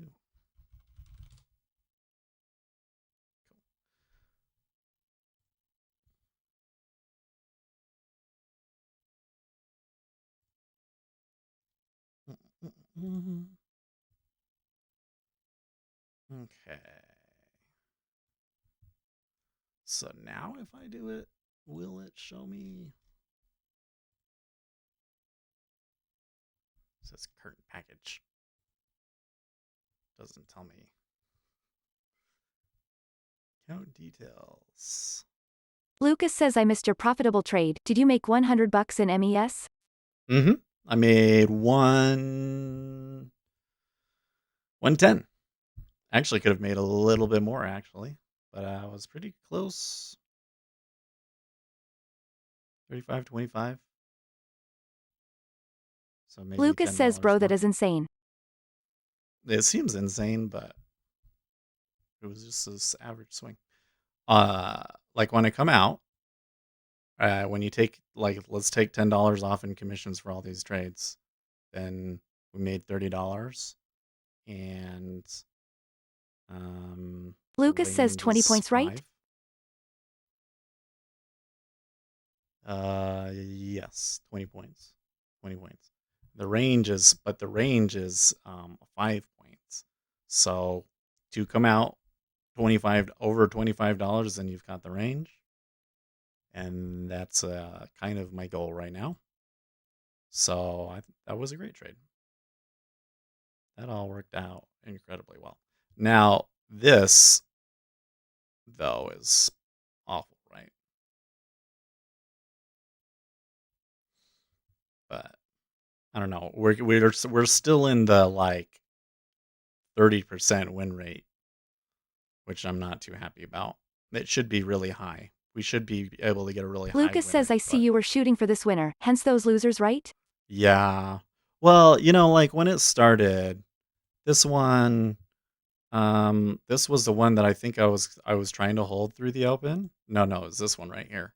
See, this one I should have taken a profit on, but I wanted to hold it through the open. It didn't work out. And then I took these two, actually these three, which was in the time period that I shouldn't be trading. So those ones were. Bot says financialjuice.com has a live newsreader, free, included.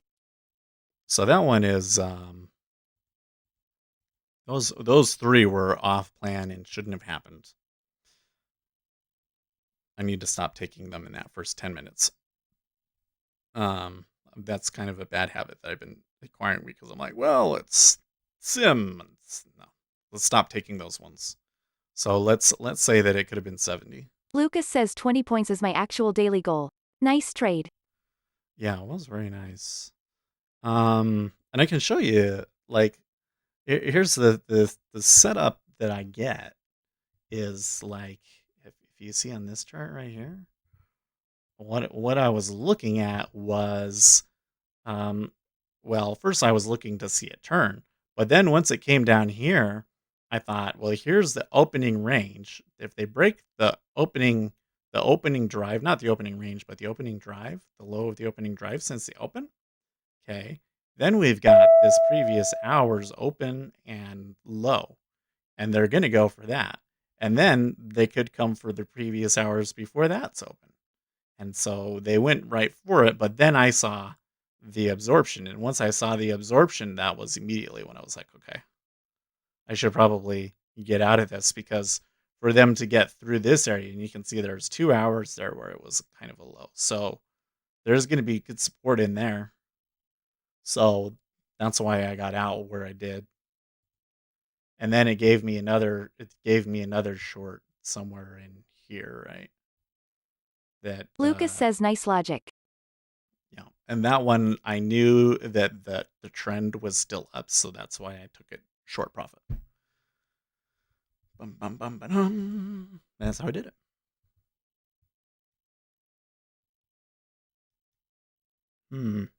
They have changed a lot of stuff on Rand Squawk, but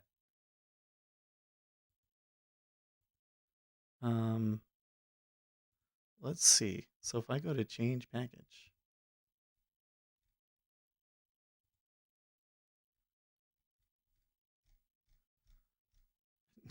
No.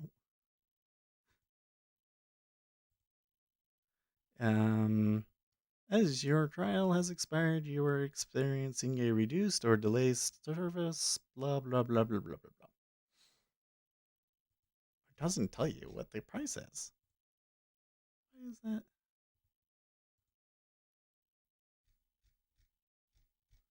What if I change, like, if I say find out more? No. They just try so hard to not tell you the price. I always hate that. Like, it's always a little, you know. Now there is you were mentioning the financial juice.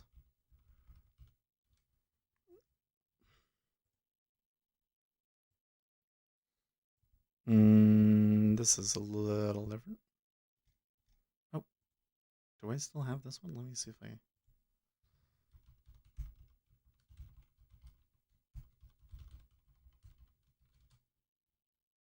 Yeah. Beta says it's streaming.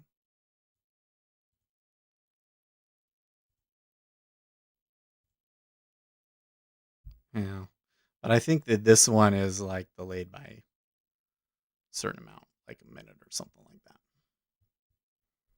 that. Anyways, I really liked Ransquawk. I would like to pay for Ransquawk. I would like to pay, but I don't think we're quite at the point where, like, first of all, I'm not making enough money to cover the cost of that from trading. Bot says it's a news stream. There is no news to announce at this moment. And they do have Bot these. says so. From a Barron's article, Johnson & Johnson say it will begin manufacturing a coronavirus vaccine immediately. So I just don't know which, and I think that they're doing, I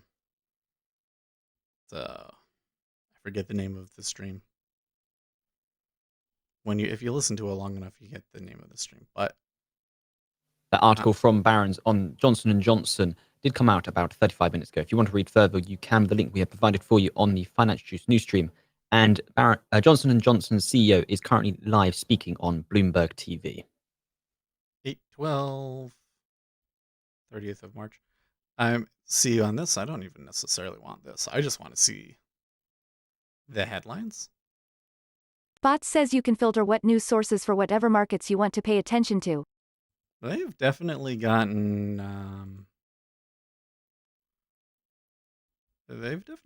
better.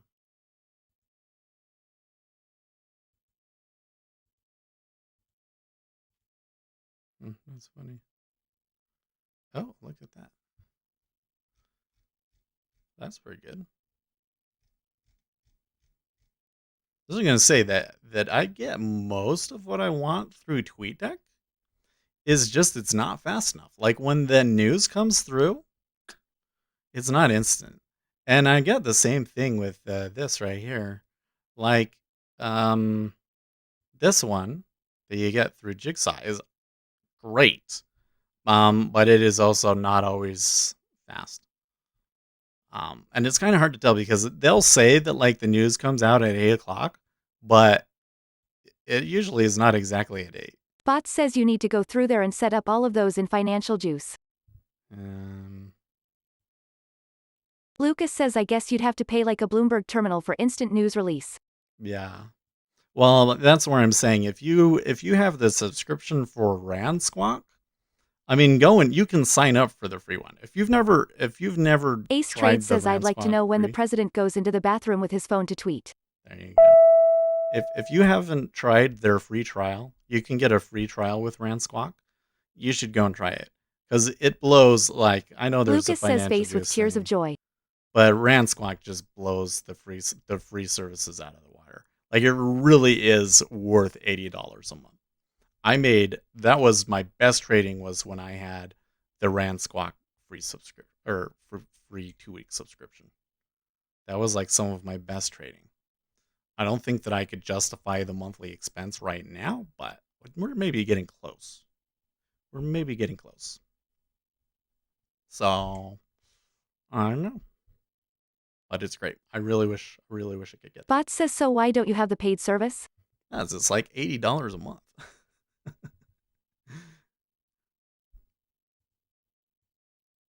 So like with micros, I can make $80 in a month, or I can make $100 a month, easy. But I want to build the account, so I wouldn't want to be pulling that out every month to pay for it. And the stream does well, I suppose that it can pay that much, but it's probably not likely to happen every month. Ace Trade So, says the new service got me in here. I stayed for the handsome mod. oh, thank you so much. I think we do okay with Twitter. The other problem with the news service was it was always interrupting me, and I can't necessarily play it across the thing. I have to do a much more complicated setup for that to work, or just have the desktop audio always blank, always blocked.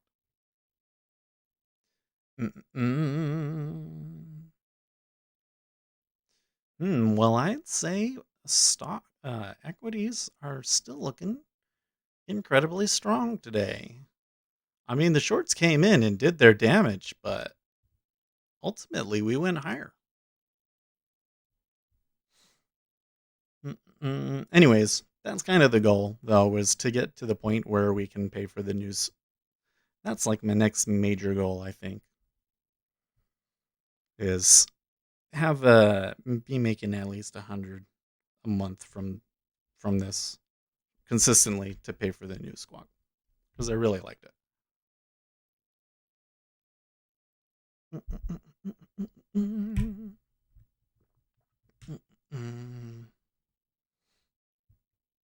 Death toll. Oh, I still got there hasn't been a whole lot coming through on Twitter this morning.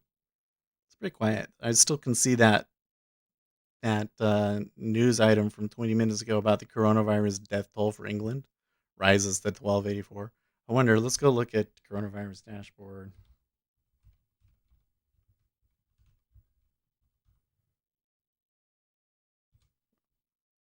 Where's the John Hopkins dashboard? Oh, maybe this is the one that I was using. No, that's not it. That's not it.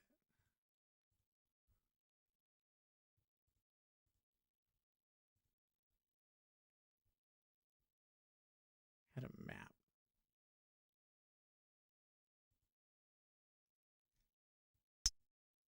That's not it either.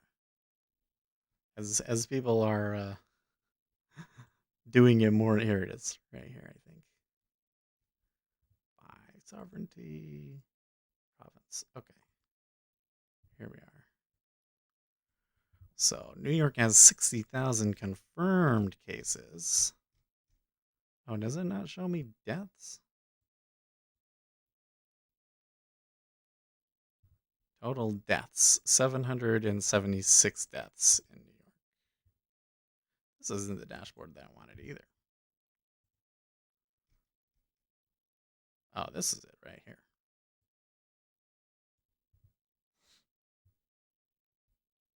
So no change in New York yet. But they say 1,000. I was telling somebody, I was like, bam, on my calculation, in their worst case scenario, you're going to see it 10,000 people by the end of the month in New York.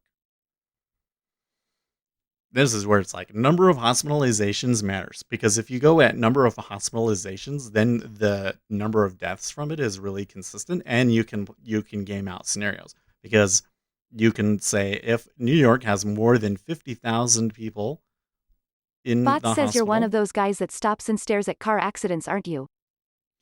If they go over 50,000, then they run out of hospital space. Then the death rate goes up big time, right? If that happens, the markets are going to get pummeled. So then when you game out, they said that there was going to be 190,000. So if they really hit 190,000, then you say for that first 50,000, the death rate's going to be this. Lucas says I think I am coming to the realization that quarantine might not be ideal on its own. It just buys you time. With that time, you need to prepare the personal and also better the health system. Well, I mean, the whole thing is that... Lucas says then you open everything like usual. Yeah, the whole thing is that you don't want everybody catching sick at the same time, right? So that's why it's like the flatten the curve, right? We've all seen that, right?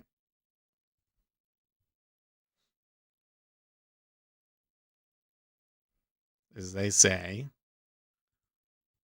here is the number of hospitalizations that we can handle, and this is what it's going to be, or what they were predicting. Because it goes like this, and this is a point at which almost everybody has had it, and so now the number of cases declines. And what they're saying is that if we do social distancing, then you get this.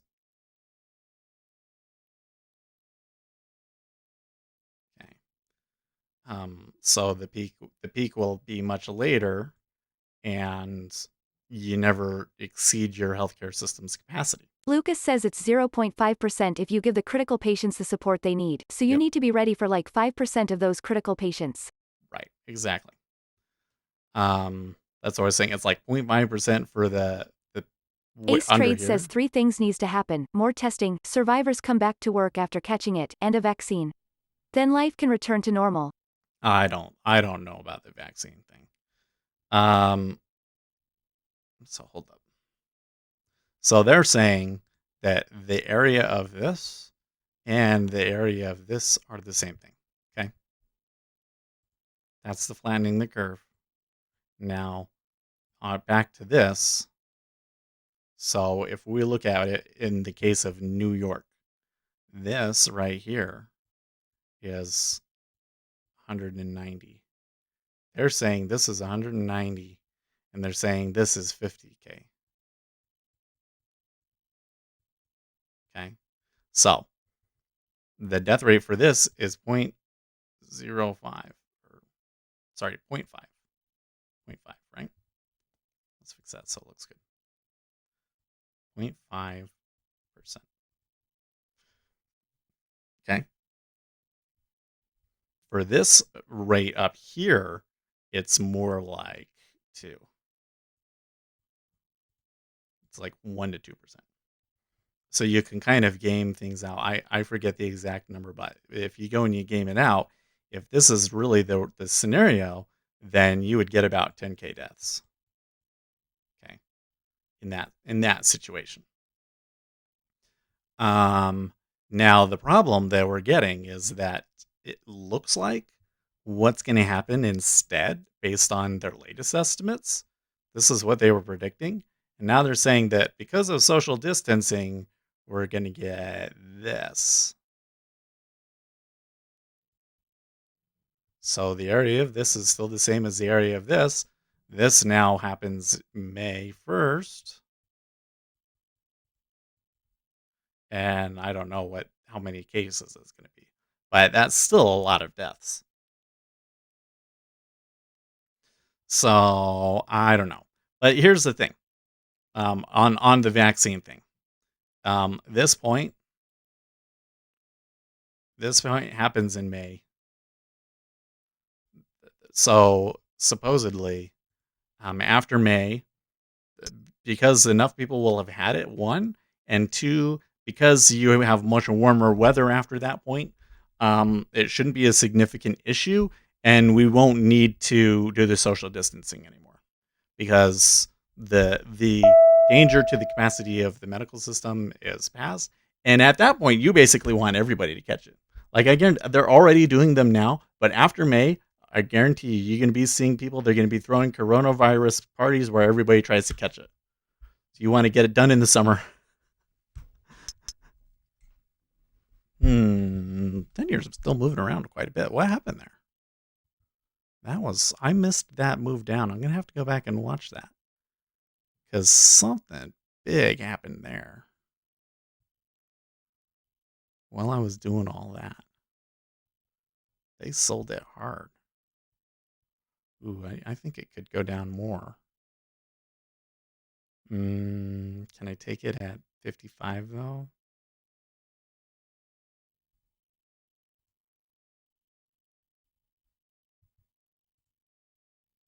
Okay. Well, we'll see what happens. Anyways, let's see here. Oh yeah. So then on the vaccine thing, so there's another concern, which is that we will get another wave in the fall, and that the virus will continue to mutate and come through, and that's a problem. But it might not necessarily be quite such a problem in terms of like its ability to overwhelm the healthcare system. That's the key thing. Okay, so I'm getting this big order is chasing me out. Hmm. A couple traded into it, and it went down really fast though. Oh, that sure is volatile though. We'll just see if it turns out. Oh boy. Hold on. Somebody's at the door.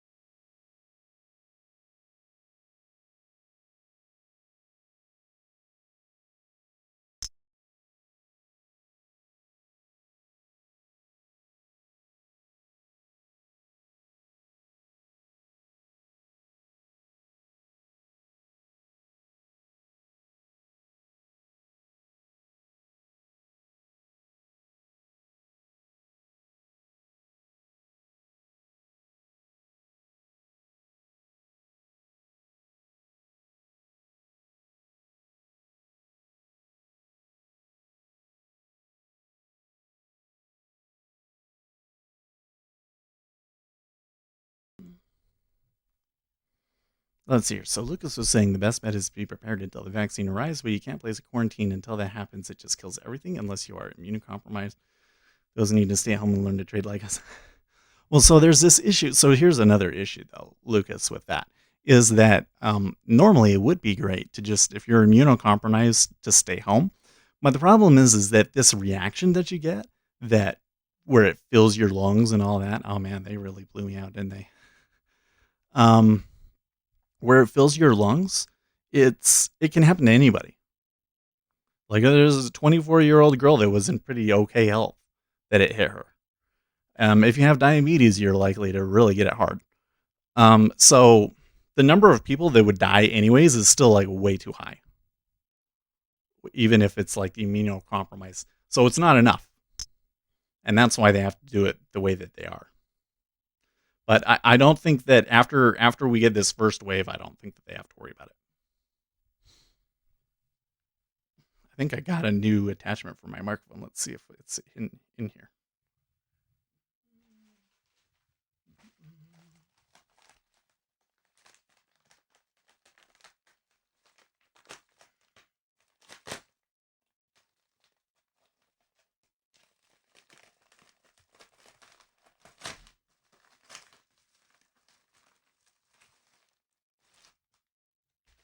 Ta-da!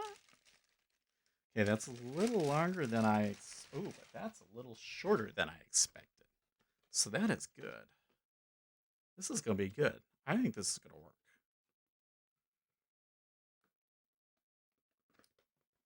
We're going to try it.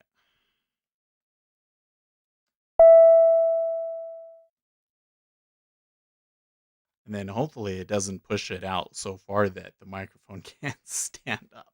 Yeah.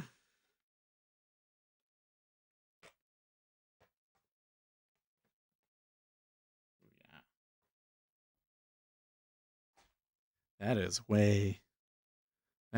like hard metal. It's got good teeth. Like it's not going to move. This is going to be good.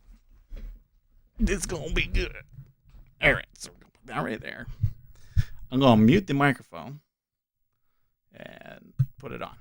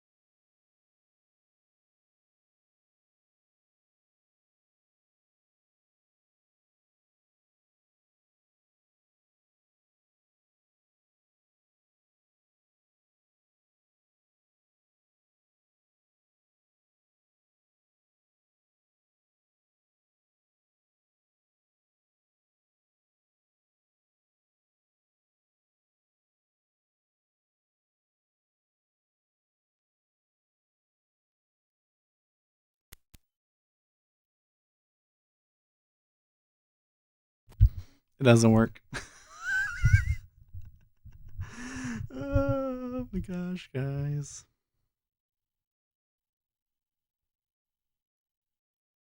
It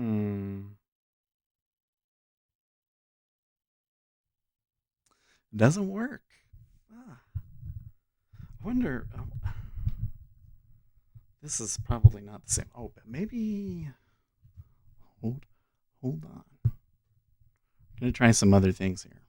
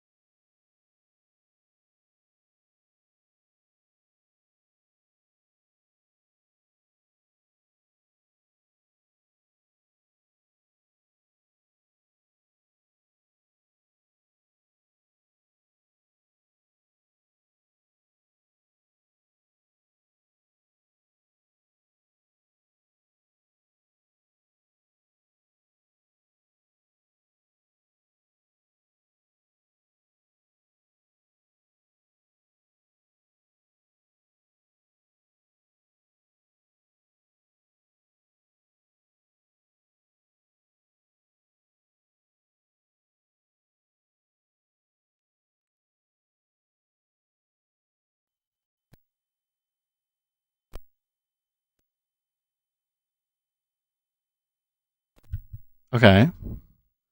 Well, I don't know about that.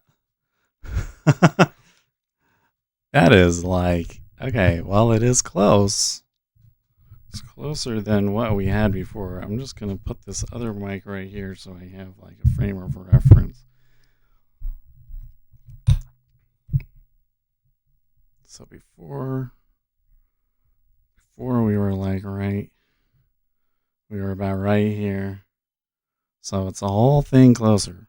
Well, it sure sounds in my head, in my headphones, not in my headphones, it sure sounds good. Um, I feel like I have to look over it though.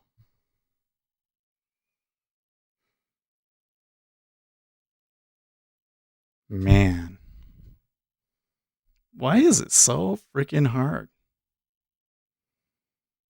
Why is it so freaking hard to find a microphone stand that's just right? Maybe I should just give up and get the one that comes down. Because now I can't see, like, it's in my view. Because it should be lower. It should be way lower.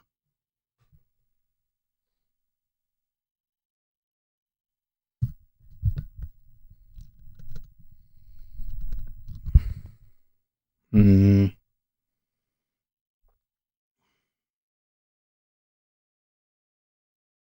This Gator framework stand, it doesn't, like, if I could use this pole on this stand, then it would be perfect.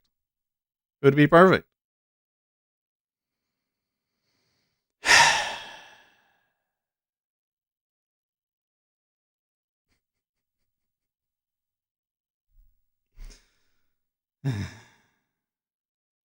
Wonder if there's like a thread, like adapter. I don't know. This arm is nice. Well, another option would be to like hard mount it into the desk somehow. That's a possibility, I guess.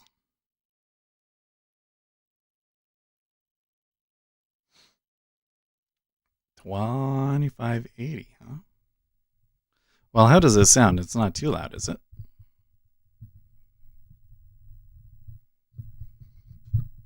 What is your 2-month view? I don't know. I can't really say. I think we're probably likely to continue to be pretty. What is the word?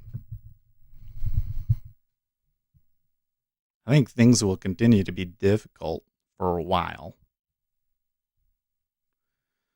Up until at least May. So that's the next month. But 2 months from now, will we bottom or not? I'm not so sure. I think so. I guess it really depends on a lot of things, though. Like, in particular, how many bankruptcies there are, right? Man, I don't know how I feel about this. It's just not perfect. It's better. Well, it gets it in the right spot. I kind of have to move my face around to see some spots, but I think we're okay. If I do Peter Piper picks a peck of pickled peppers. Hey, that's not too bad. I have to actually blow on it to get plosives, so that's good. Hmm.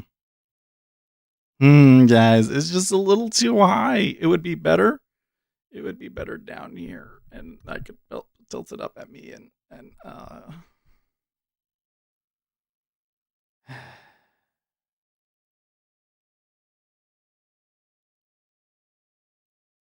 maybe there's a gator pole that's shorter or something.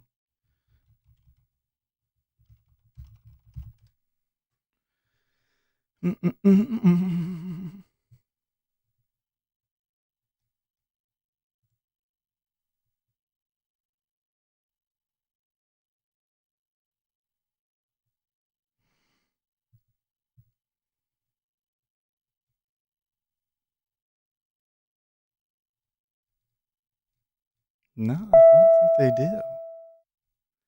See, why is the thread that goes into the base is a different thread. Ace says it sounds good. Sounds great. Sounds good. Yeah. Yeah, I in my headphones it sounds great. I'm really happy with that. It's too high. Oh my god, it's gonna drive me crazy, guys.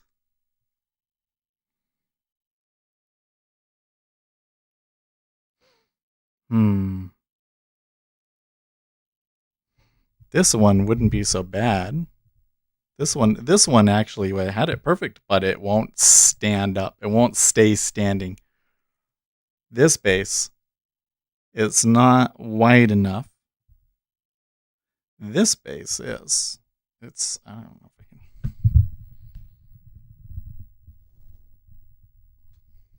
can. So then it's like, okay, the problem with this one is that this arm right here is too high. This arm is just right. I should be able to unscrew this one and plug it into that one, but I've already tried that, and they're different sizes. This one, I think, is a standard, some sort of standard thread.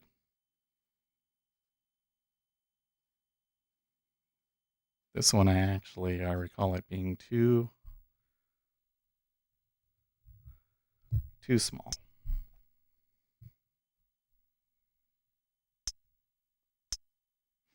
Well, okay.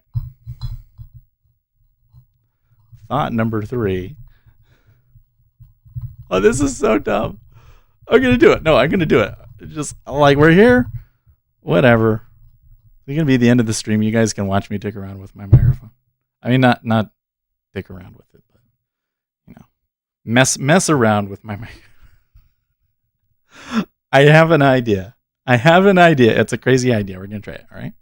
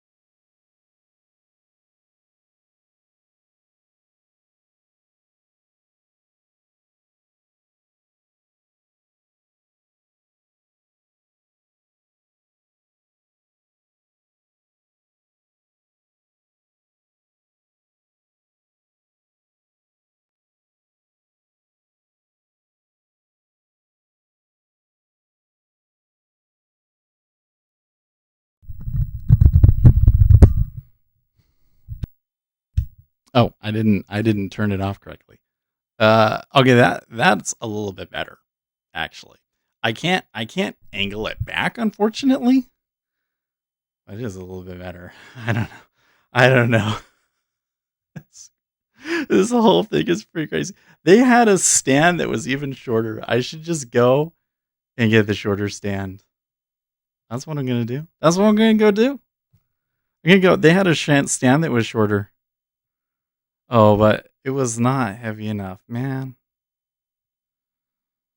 I don't know. Well, what I'm doing is I've got them on top of each other. So let's move this back.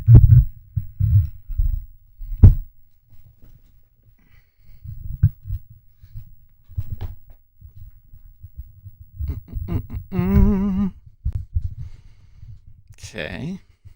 And then I put this on here like this. And it's good. This is such jank. It's so janky. You can't see it, but they're just sitting on top of each other. That is better. I mean, I get an inch. I still wish that the microphone was like tilted up and looking at me, but I don't know if it matters. I could probably tilt it up one more notch.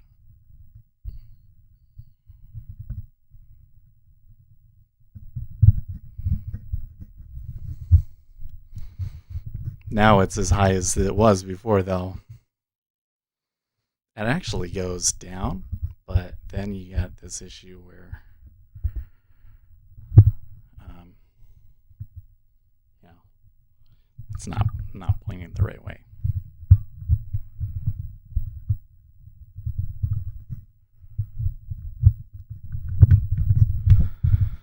So I guess like that.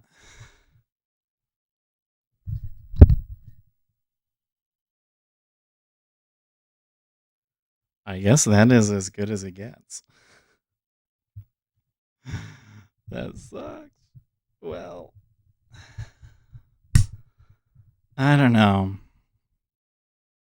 A real boom arm is probably the only thing that's really, truly going to work. Well, I take that back. There was other ones. There's another one that telescopes that's longer, so I could get one and it mounted into the desk and have it come out. That might work. I don't. You know what though? I don't think that this is quite so bad.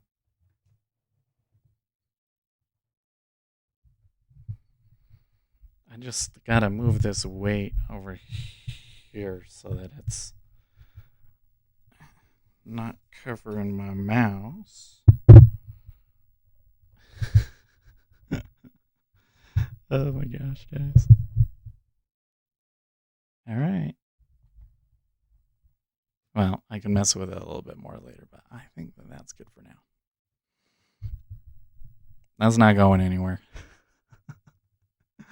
Well, I don't know. I guess as long as it sounds good and it looks okay on the camera, I guess it's not such a big deal. But it's I was never one to be OCD. I'm ADHD. That's the other side of the spectrum. But stop spending money on gear and stay. You know what's the amazing thing is this was $10. So $10. Here's the crazy thing. I was looking at some nice here. I'll show you. I'll show you. Low profile microphone. Boom.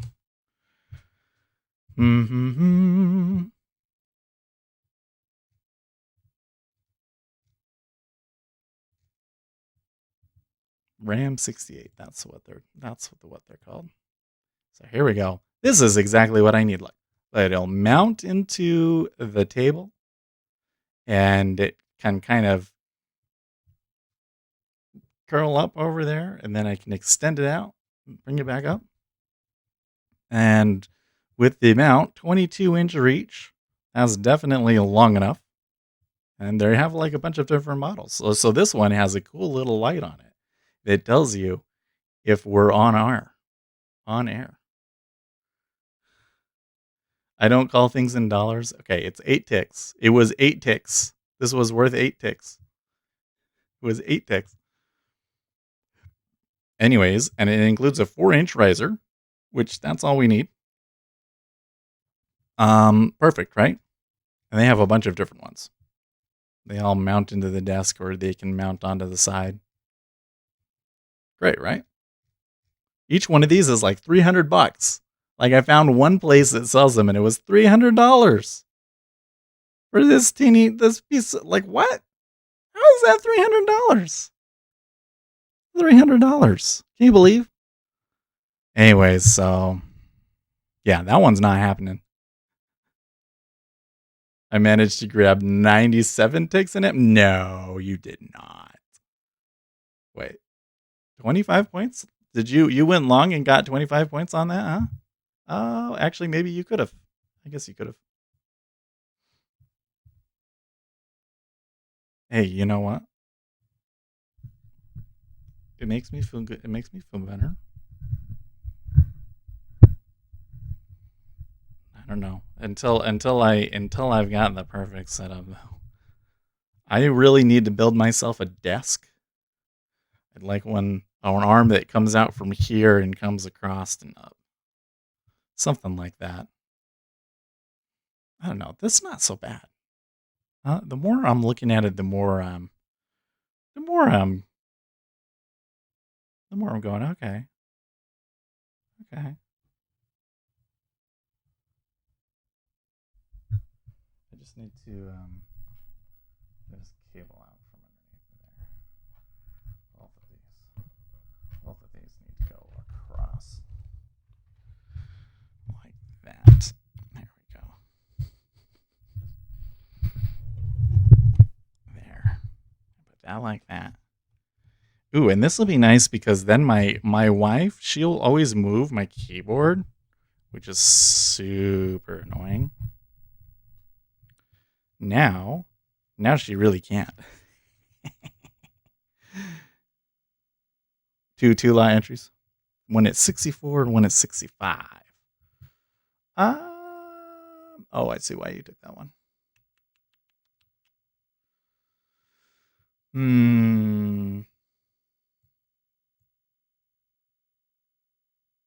I don't know. I'm kind of having problems with the market today just because they're moving up pretty good.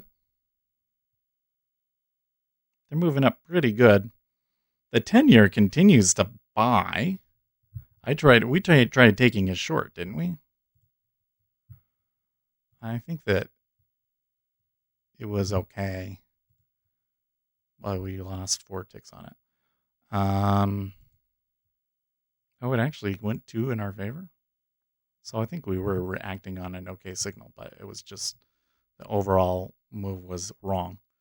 I guess that was a reversal trade.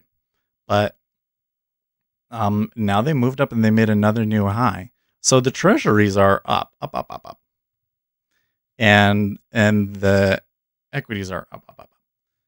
It looks to me like the euro is down. They went from 1.118. Now they're at 1.106. So they've come down a pretty good cent or so. Let's say it's a cent. They're down a cent in the euro. And it feels to me like that this market is not as bullish as it seems from the price action. In fact, well, let's see here. They did that last move. What was causing that? Okay. I can see. Yeah. Did you get out of that long?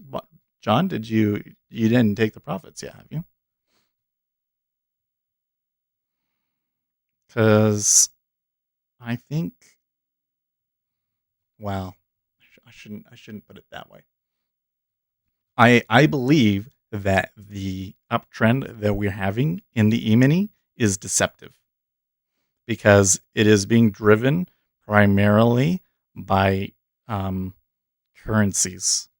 The dollar is strengthening again. Or no, the dollar is... How does that work?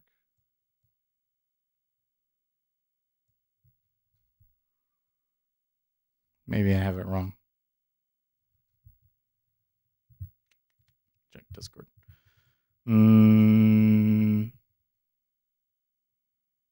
Oh, is that where your entry? Is that where your entry is from? Is it where those lines are?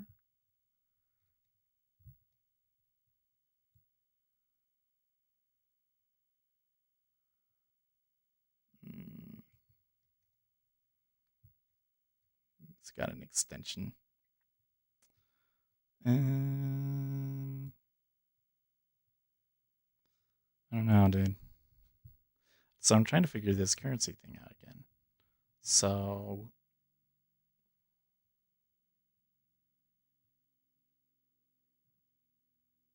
$6J normally is up, then the treasury is up. And that means that the Japanese yen is strengthening. Well, what we've seen is the yen and the euro have come down. They have weakened. So we're seeing dollar strength. Now, we've seen sometimes where dollar weakness comes in, and so people buy equities. So that's not what that was. That last little bit up from 62, I tell you what, if you caught the 65 on the way up, then that was a pretty damn good trade, dude. What time did you take it at? Like 8:30? So I don't want to take any trades after 8:30, but after 8:30, that was a really good move up. Oh, the entry and exit markers are on the screenshot. Okay. So you took it before it took off, really.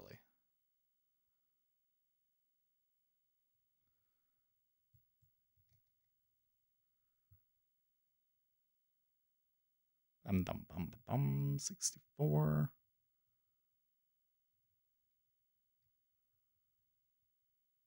You took it right there. It went against you quite a bit. Oh, no, wait. Did you've been in that since the open? So you took that shortly after the open? I don't know if I like that trade, dude. Wait, I want to show you. So it's saying here,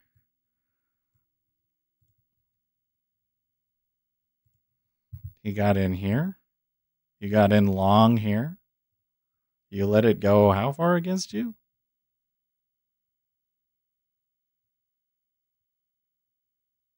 30 points against you, and then it went up to 75, and you got out.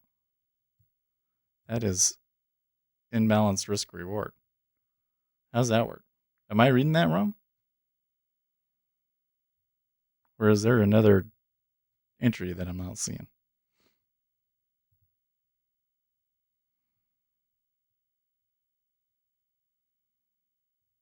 And I'm not seeing.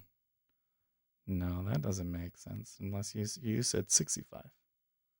When it's 64 and when it's 65. So, so this must be a different trade. I must not be seeing it. I see. So there was this one from here to here. So that one was, yeah, you did catch it. See this area right here. What are these, 5-minute bars? Yeah. Oh, that's your green ones up behind. Those are confusing, the way that you have them. Because that's the bar, but that's the wick. That green right there. Yeah, it was right there. See this bar right here had some strong volume going into it.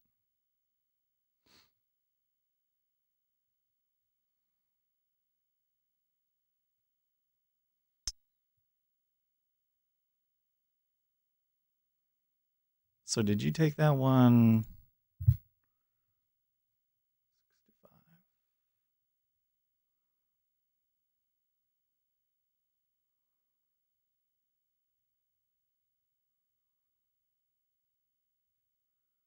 So did you take that one because they broke the high? They broke the high, and then that was the best pullback that you got, so you took it.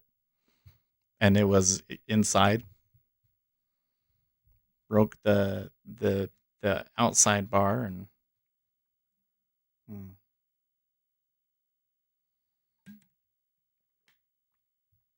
I don't know if that completely explains why we had such a strong move up there, but I'd still say it looks a little suspect. Like, I don't know. They did come back to the support and bounced off of it, though, so I think the reason that I'm so suspicious is that the treasuries continue to move up.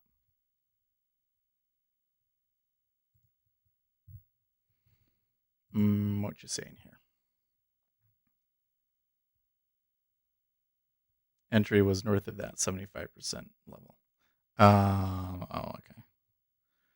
So you're saying that the trade was based more on the extension.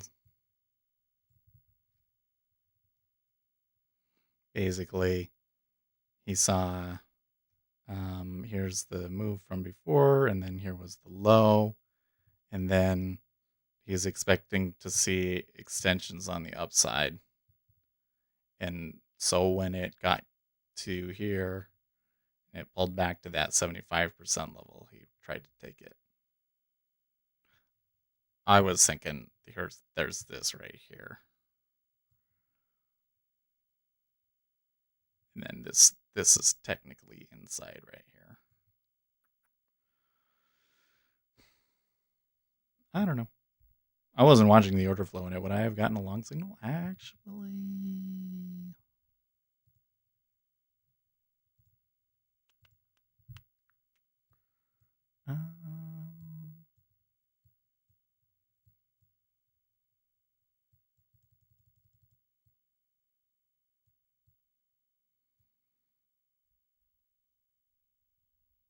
Okay, so yes, but it's a really fishy one.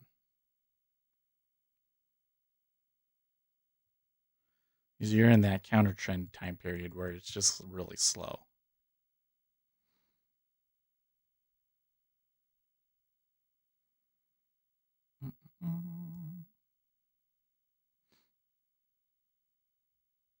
So you would have gotten a lot of long signals in there.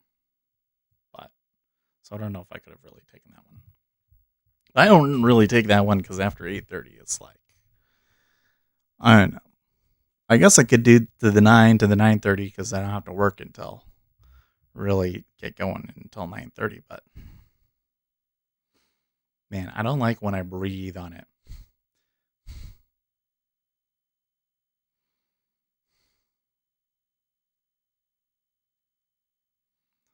I can do my, like when I do my diction.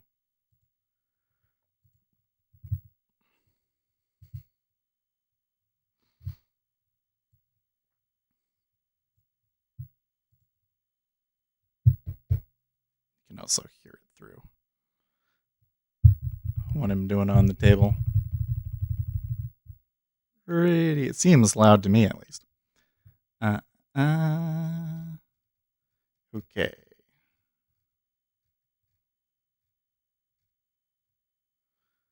Bill had a billboard. Bill also had a board bill. So board bill. So Bill sold his billboard and paid his board bill. Then the board bill no longer board bill. But though he had no board bill, neither did he have his billboard. I didn't really catch any plosives on that. Should do a P. Or four furious friends fought for the phone.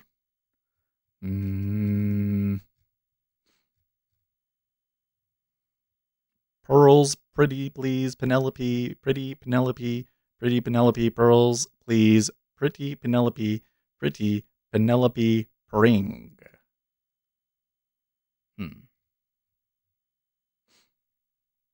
I think I got to be careful about it still. Or maybe I need to get a pop filter. I don't know. Ooh, look at that.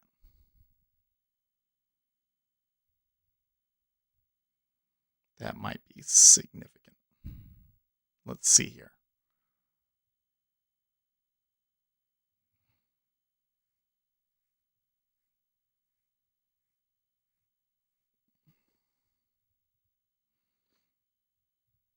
I'm kind of starting to wonder if it was just better the way it was before, guys.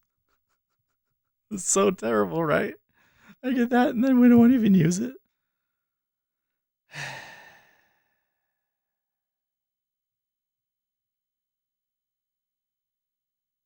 Well, one thing that I could do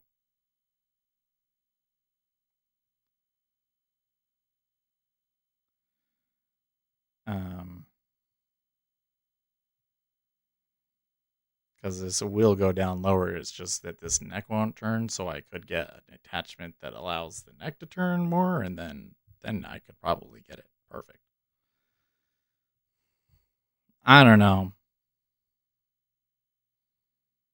Let's just do this for a week or two and see how much it bothers me, huh? And when you get those like, so that doesn't sound great, does it? Oh, I keep forgetting that you guys are over here.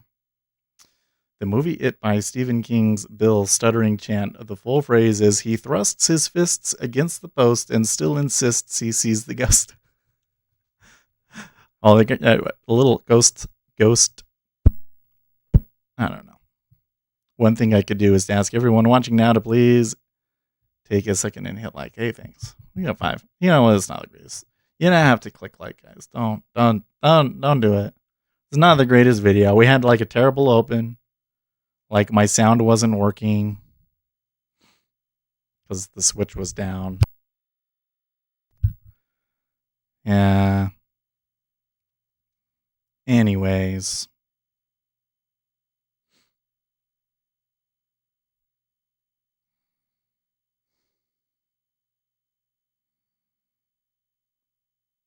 See, like I could get a. No, that won't work either. So I'd have to like cut out a slot here. Then I could mount it at the very edge of the table. I don't think that would work. I really wish I could get something that mounted on this little monitor stand and then come all the way out. Why does it bother me so much? It shouldn't bother me so much.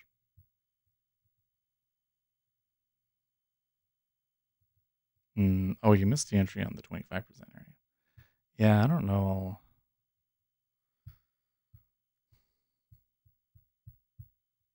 I have real reservations with that as an entry area. But that's like almost impossible. It's not impossible. There's got to be a way to back test that, but I'm not sure how you would do it. But yes, it's making highs on the day. I have to say. So what about from a volume profile perspective? Well, actually, we're not even as high as we were on the 27th. So we're kind of on the higher end of the profile, though. So here around 86 to 90, there's going to be some resistance. If they break through that, then we could move up into the next area, which would be 2608, 2620. Higher than that, it's a little bit more difficult. Because, well, there's this no man's land all the way up to 2700 after that.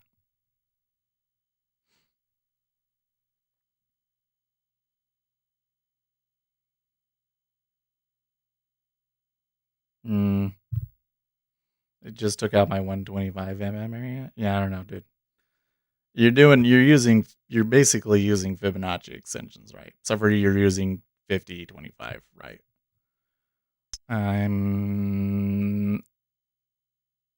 I think that in terms of how far it can go, that can kind of work, but as an entry and everything, you're gonna have to we're gonna have to track the stats for that, because I've tried those sorts of things before and it didn't work out for me when I was trying those.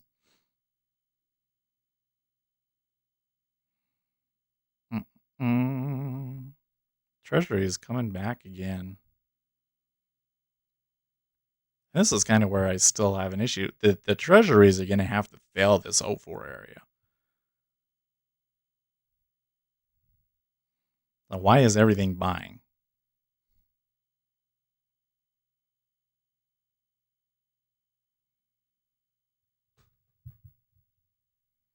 I can really sit back here too. So I like that. Moon says, how is the market up? It will definitely drop further. This is just a bull trap? I mean, who knows?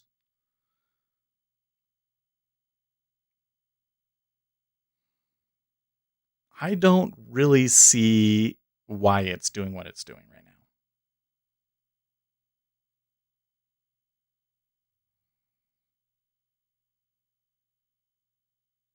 What if I did this? What if I turned it down like that? And then I moved it up like this? That doesn't look nearly as cool. Doesn't look nearly as cool. Oh, and it can only turn so much.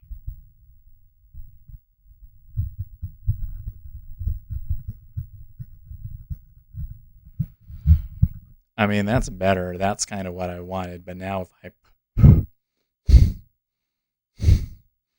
it's actually worse. It's actually worse like that.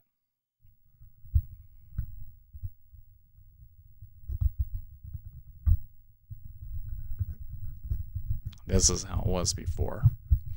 I think that's the best way.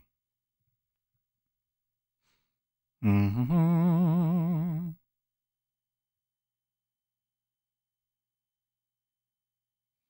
John says, have a great day.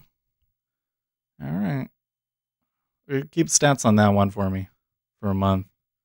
We'll see.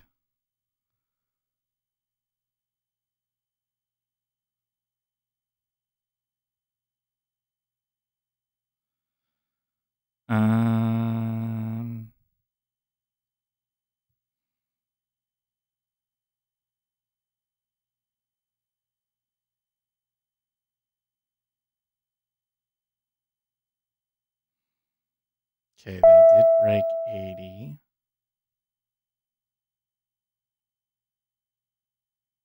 Oh, that's right. It was 86 was the area I was looking at, huh? Now it's telling me to go short? Wow, can I take one? Well, I got like 10 minutes. Let's just like hold it for the short one, okay? This might be a trap. It does look like buyers are kind of like trying to support it here. I also saw pretty good outsized sell up there.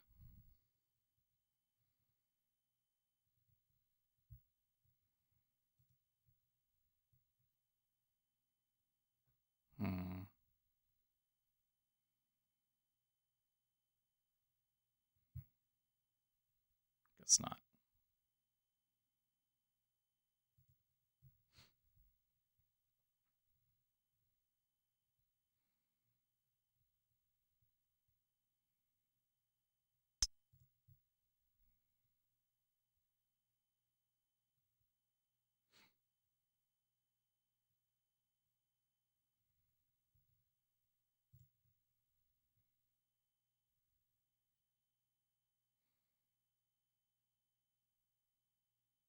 Okay.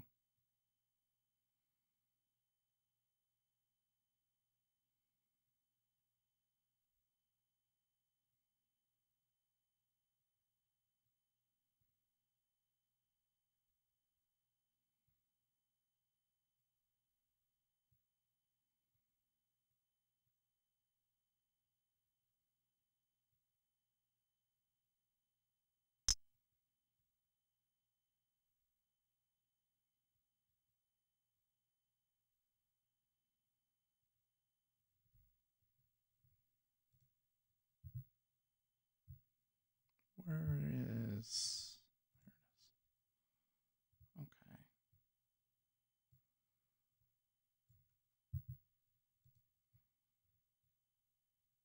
maybe something more like that. Well, actually, if they go out of here, where did I say?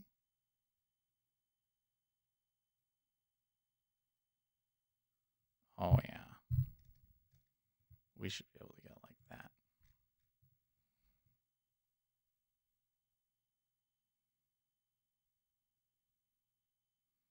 So we're coming into a low volume area on the profile.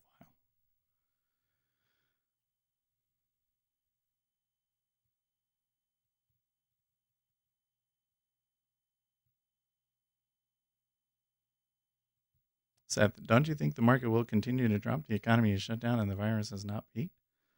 I don't know, Moons. I don't know why it's moving up. I don't see a fundamental reason. When I go to CNBC, CNBC.com, let's check it. All I see is Dow jumps 300 points as Wall Street continues last week's rebound after virus measures extended.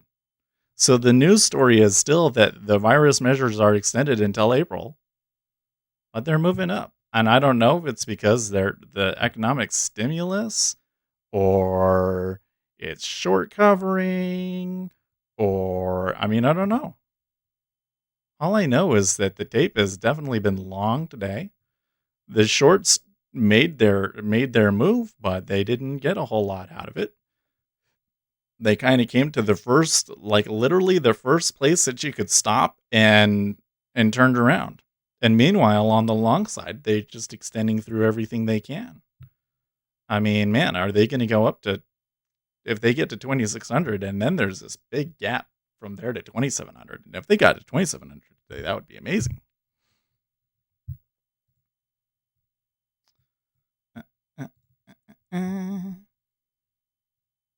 Where's my, oh, it's gone. I thought I turned it off, but I guess not. I was looking for the little bot robot window. So yeah, I think it's weird for sure.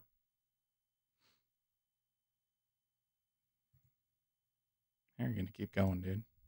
Look at that.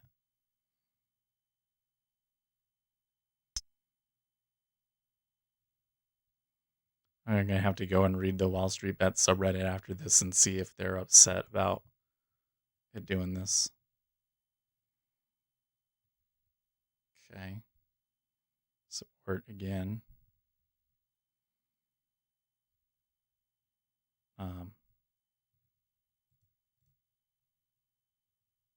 They wouldn't have filled it.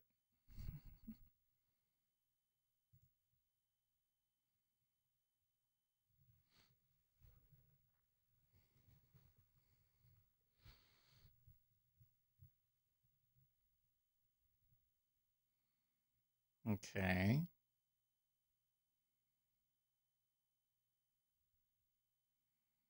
It's kind of slippery around here, huh?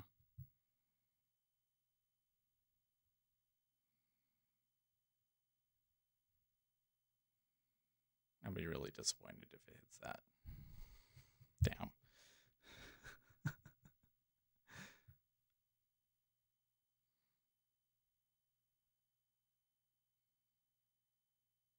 I think you could hold this still. Like they just went and bounced at the 88.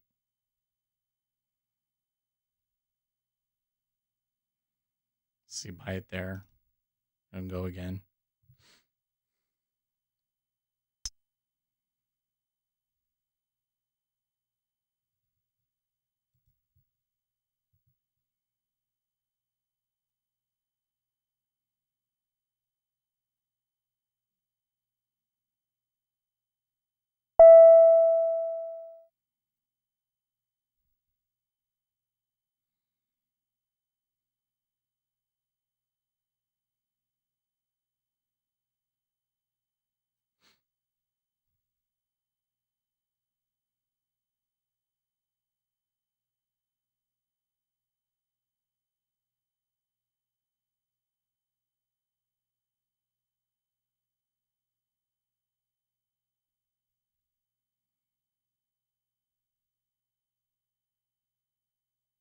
Yeah.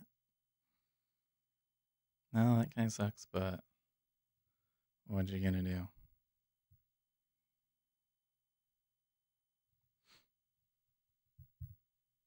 Got about 6 minutes and then I'll quit. I'm still kind of thinking about this. Like, what is going? The dollar bull versus dollar bear debate often focuses on the 12 trillion or more in dollar-denominated debt that exists outside of the United States. However, the other side of the ledger is often ignored by the dollar bull camp. Foreigners own 39 trillion of U.S. assets. The U.S. only owns 28 trillion of foreign assets. The U.S. used to be the world's largest creditor nation. Now we are the world's largest debtor nation. Our net internal investment position continues to deteriorate as a percentage of GDP. So when the foreigners are short dollars, they can sell their U.S. assets to get dollars. As a specific example, foreigners liquidate their treasury holdings that they hold at the Fed in response to dollar spikes. This forced selling applies to government bonds, corporate bonds, real estate, and stocks. People often ask how dollars can get out of the US besides trade. Selling US assets is how. Some of the 39 trillion that foreigners own gross, starting at about 7 trillion in USD. In other words, dollar bulls seem to underestimate how much damage a strong dollar does to US asset prices in this environment. It is no surprise that in 2008 the stock market bottomed identically as the dollar topped. All of these dollar swap lines that the Fed is doing with nations is not out of the kindness of their heart, is to avoid the prospect of foreigners selling 39 trillion in US assets, including especially 7 trillion in US treasuries by bidding time. Some nations are in better shape than others because their forex reserves, stored in dollars and other convertible currencies like euros or gold, exceed their dollar-denominated liabilities. Others are not so lucky. Here are the major EM FX reserves. Because that's a percentage of GDP. For example, Korea is using a 12 billion swap to help out its banks. However, they also have 1.21 billion in US treasuries. The swap line is there by the US to avoid Korea having to sell US treasuries. When analyzing who has the upper hand and how this likely plays out, considering that the US is helping its creditors not to do disorderly fire sales of its assets, the US is the net debtor rather than the net creditor. In this scenario, it is our stuff that they would sell. That was an amazing stuff. That was a very detailed thread.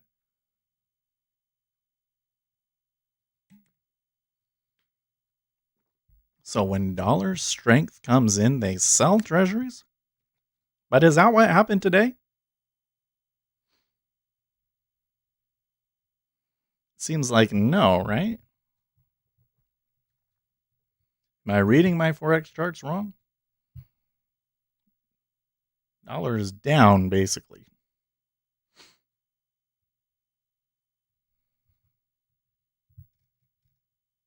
Where was it that she said that?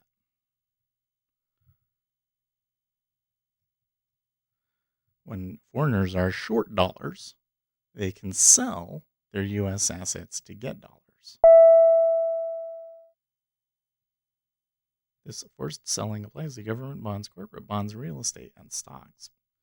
Oh, could that be why, for instance, they had to sell gold, oil, other things?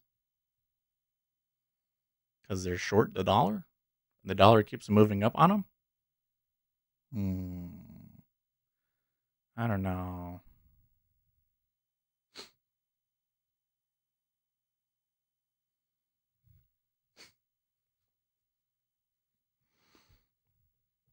The E-mini continues to move higher, though.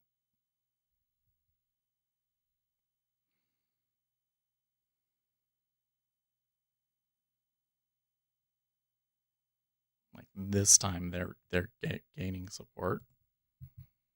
Probably I missed the right spot.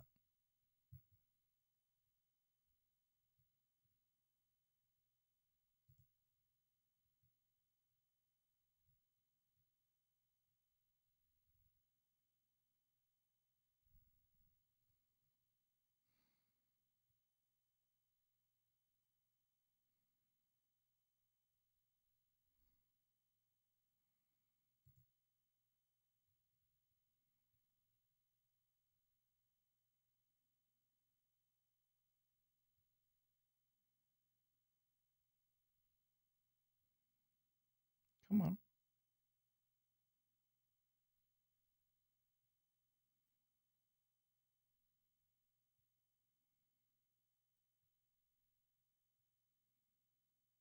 Cool.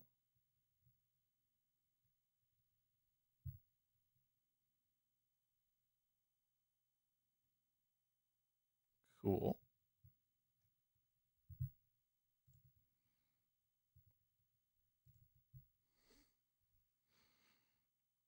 Probably they're just gonna blast right through this, but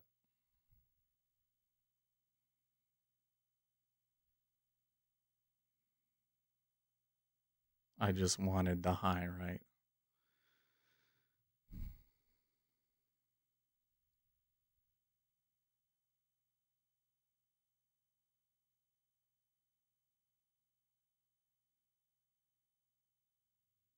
Come on. There we go. So what does that come out to now?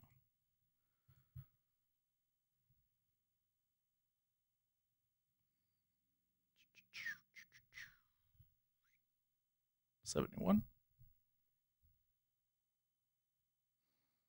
Now we're pushing 4.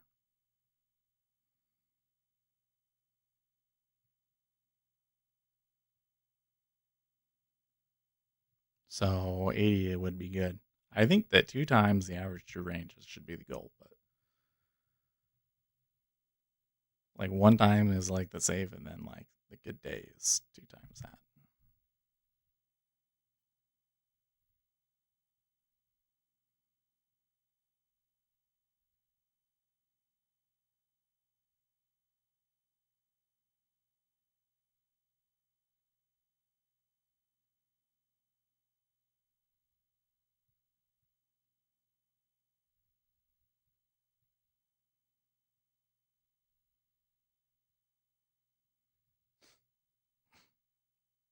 And I can hear myself breathing into it, the microphone, and it bothers me. The Waldorf Astoria was bought by China, and Obama stopped saying there when in New York it was tradition. That is where presidents say China holds so much of our debt. It's scary. Yeah, well, it's not just China. I mean, like China's been reducing their holdings, but like Japan and Europe, he's talking about dollars in general, because this girl is basically saying the dollar has been strengthening, but that in the long run, that's maybe not sustainable because they have so much more stuff to sell than we do to sell for them. And so if a dollar depreciation started happening, what are you going to do? But for stocks, that means stocks go up, right? Dollar gained 3% versus offshore Chinese yuan after the People's Bank of China unexpectedly cut a key interbank interest rate by 7-day reverse repurchase rate by 20 basis points. Oh, yeah, okay.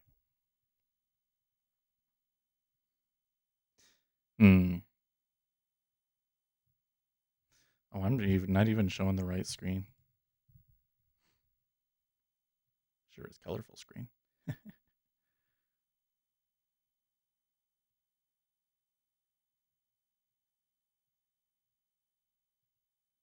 It was kind of funny. I was looking around at other streams, and when you look at the colors and stuff, like what I'm using is so much more complicated than any other guy out there streaming. I'm kind of like really shocked about it. Kind of. Every once in a while, I get a plosive in there, and it really bothers me. What does it sound like on your guys' end? Well, I'm just gonna have to stop and record it. Seth, you don't. Oh, I keep seeing that comment by Moons, and I'm like, risk aversion has been more important to the direction of the dollar than the traditional interest rate differential. Standard Chartered analysis said in a note. Yeah, well, the interest rate differentials haven't really been. Well, I don't know. I mean, a lot of people have been leaving the Eurozone and coming to the United States, but he's probably right that people are afraid, and that has a lot more to do with it. But they're not even so much like they're not buying treasuries, for instance. They're just like in cash where they were, but now they're just piling into equities today. I don't know if this move really makes sense. Like, You sound like you have some conures in your room. Actually, you sound just fine. There is an echo, like antechamber room sound. Oh, you can hear can you hear the rest of the room? I thought I had gotten rid of that. I mean, I have a little bit of echo from here. I don't know. I don't have a lot of low end echo, but I still get wall bounce. But that might be like I had to turn the volume. I had to compress it pretty heavy. Now that I can get this close to it, maybe I change that. You know, or I could just go back to my. No, I don't want to do that. I love the look of this microphone. I'm going to keep it this way. We're gonna figure something out. We'll get a better stand that's shorter. That stand that's really heavy, but a really short base. Or we could just keep it like this. I mean, it is the right height. I'm like, literally, this is as close as I can get. Oh, wow. Wow. I think that this is about the distance that you're supposed to be doing it at. Like a hand's length away. I'm just yapping. I should get going. It's past 9:30. I will see you guys tomorrow. Hopefully, I mean, we had an okay trading day, but tomorrow, hopefully, it can be a little bit more focused. And maybe it'll be more clear because this still looks to me like a technical move. Like they could come back really hard. They could completely retrace this. They could go up to the 27, 26, and maybe even 27. But I don't see any fundamental driver for why it's moving the way that it is right now. I just don't see it. And I can see the cumulative delta, but the cumulative delta does not look to me like a trend day. It's surprising that it's so far up, but I don't know, man. This is something that could come back really hard. Now, I do see they might have to come all the way back to 25.77 to find some support, and that might do a lot of damage. That would actually do a lot of damage if they had to come all the way back there. So there's that too. If you get any closer, we'll have to rate this video X. Today was interesting once again. I will look at the brokers this week. Yeah, well, I would. Yeah, you can look at them. So there's these new guys that are supposed to be coming out, but then your normal ones are going to be like I would do Trade of 8, Amp Futures, Ninja Trader Broker, Optimus, Trading Technologies. Those are probably the 5 most popular, most well known in futures. Oh, and interactive brokers. Interactive brokers is the one that you go to if you want to do more than just futures. Don't do Thinkorswim. They're terrible for futures. 25.86 again. Well, this is a much more extended out.